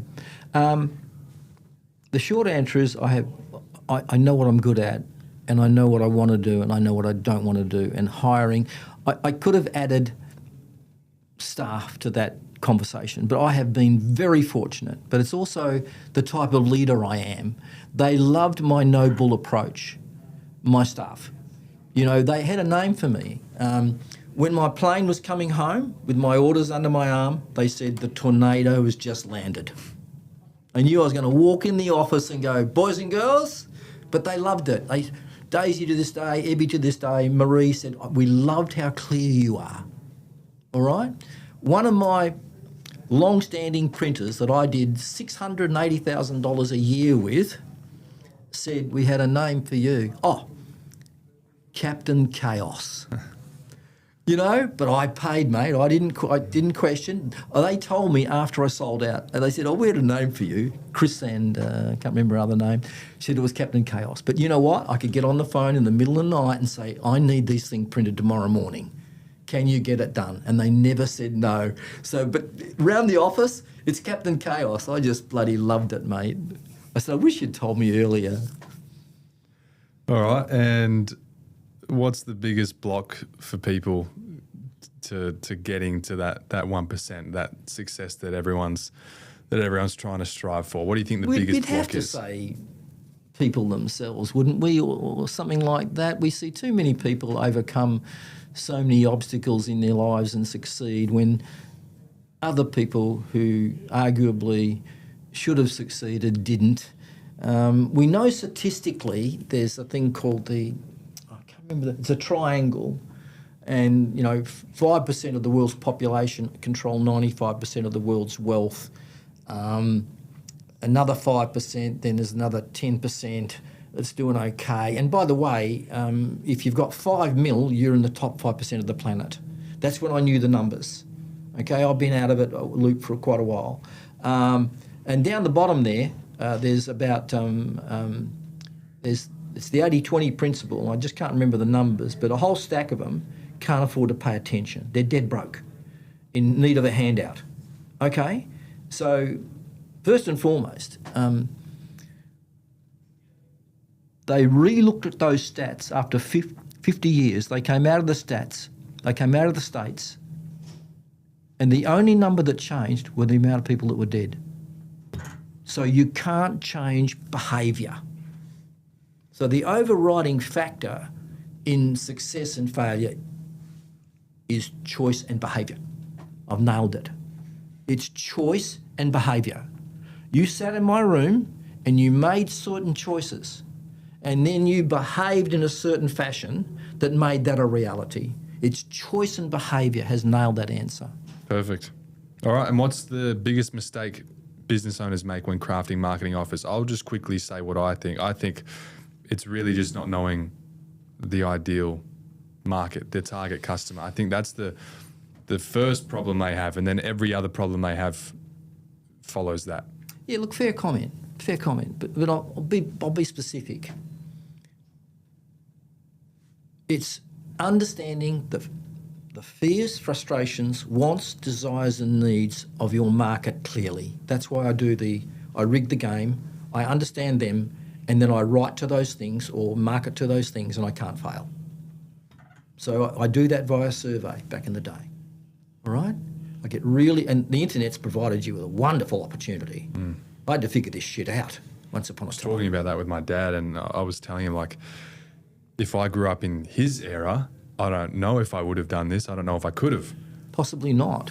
Your brain's wired a certain way too. Yeah. I want to share another one, the 5 emotions that drive human beings. We've already related to reptilian brain, and it's true. Nothing's different. It's a reptilian brain, however you look at this. But the 5 emotions that make you shift and move are love, greed, guilt, fear and pride. That's them. That's it. So you must write to that and communicate with that. Do you know what number 1 is? Out of those 5, I wasn't listening. Love, greed, guilt, fear and pride. Love, guilt, fear. Love, greed. I can hit them. Fear. I can hit them selling you that glass. You're saying the number 1 out of those 5 as being the biggest motivator? Correct. Fear. Correct. Yes. Absolutely pain. It's come back to that same denomination. It's come back to pain. Great. Sorry, I was looking at my phone, so I wasn't I listening. forgive you. But we got there. We did. All right, we'll go. Not bad for someone that should have been in jail. Hey, Yeah. It's worked out all right. Bogan. Hey, we actually clean jails now. Oh, gotcha. We've got a contract with the regional police in Southwest. I can't believe I said that to you, mate. You're only a young kid. Pretty. I was trying to work out what that meant at the time. Yeah, but well, no. who's this guy? You weren't far off the mark there, though. Pretty much.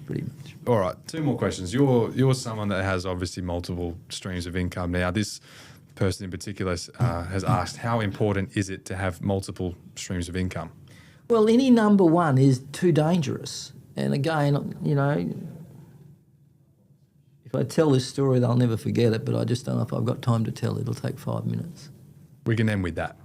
Okay. I think every other question's been answered by proxy of what we've talked about. A dear friend of mine, Glenn Michaelides, who you know well, who became my partner when I retired because he wanted to start a coaching business and I helped him, came to me, saw me on stage with Branson in Sydney, flew over there with his partner to watch probably Branson, who was probably entertaining, but I made them money.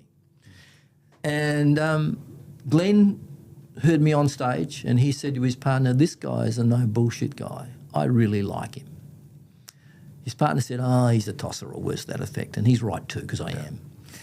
And with that, they came home and they came into my office. You know yourself, or you probably don't, but one of the things you could do is have time with me on the phone, and you'd fill out an audit so I'd understand your business and all that stuff. So they came in, they filled out the audit as you're required to do, or I won't talk to you. You get what's called Mal's red pen.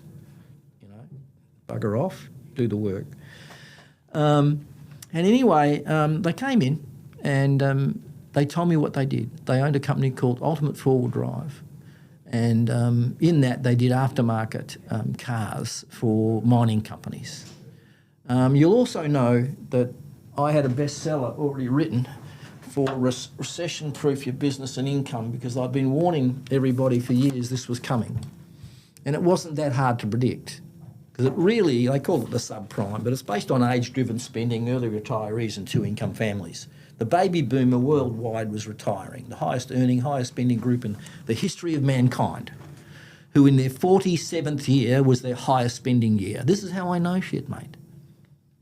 You know, I find out about this stuff because that's age-driven spending. The highest spending group is gays. Yeah, best ones to sell to. That's Highest just a fact. spending group, okay. Yeah, today. Yeah, that's right.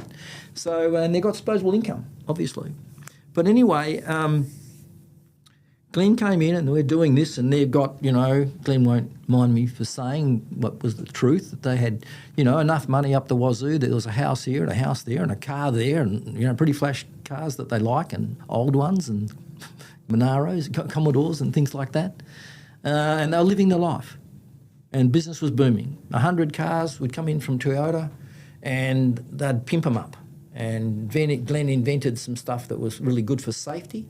And you know himself that his videos on how to, you know, do all this stuff on cars is 600, 700,000 views online. And they came in and said, here's what we do. And I went, can't help you. It was the second time, I can't remember the first, but I said, I can't help you. But then I added something to it. I said, I can't help you, but I'm worried about you. And Glenn Michael Edy's partner looked at me and he said, what do you mean you're worried about me? I said, well, you know, you get all your Toyotas from one Toyota dealership. That's a dependency on someone else between you and the money. I like nothing between me and the money. This is one of my laws. You know that very well, Jason. No one between me and the money, okay? And with that, and I said, on top of that, you depend on the mining industry. And I know we can't see it crashing or burning or anything like that right now, but, you know, it's still a dependence on the most dangerous number in business is one product, one service, one client, one stream of income in answering the question. It's too dangerous. Number one is the most dangerous number. Now, what happened is 2 years later, the global financial crisis hit. And that dealership, also, the car stopped overnight. The car stopped overnight. Glenn came back. He bought the partner out. He wasn't up for the fight. Glenn kept all the staff, and we targeted the enthusiast, the four-wheel drive enthusiast, and the rest is history. He sold out for a ton of money. Yeah, and if I remember right, his biggest client, which was a very large percentage of revenue, was one of the big mining companies, and overnight that income stream stopped. It stopped. The whole industry stopped. You know, they didn't order one car. Yeah. And the same principle, I guess, you apply it to investing as well. If all of your money's tied up in crypto, sure, crypto's done well, but if it doesn't, then you're in a lot of trouble. Well, number one is the most. So particularly in this environment, you should be thinking. I'm never one to tell anybody about anything I don't know anything about, but I do my own thing, and I have investments. Okay, but I never give my money to anybody. I have no superannuation. I am my superannuation. When it started out, my accountant and I have had 30 years of fun and games between the two of us because he's wanted me to get this stuff before. And I said, I don't trust the bastards. They'll chop and change the rules and they'll do what they will like. Now, I made that statement when it came out, I don't know, 1980 or something like that. I've got no idea, I don't remember. And I've stuck to my guns because I've always been able to do better with my money than anyone else could. And I never give my money to anyone else to do better. I never invest with anybody. I've never believed anyone can make more money than I can make with my own money. That's my philosophy. That's my autonomy. Read into it what you like. And I always borrow interest only. Why?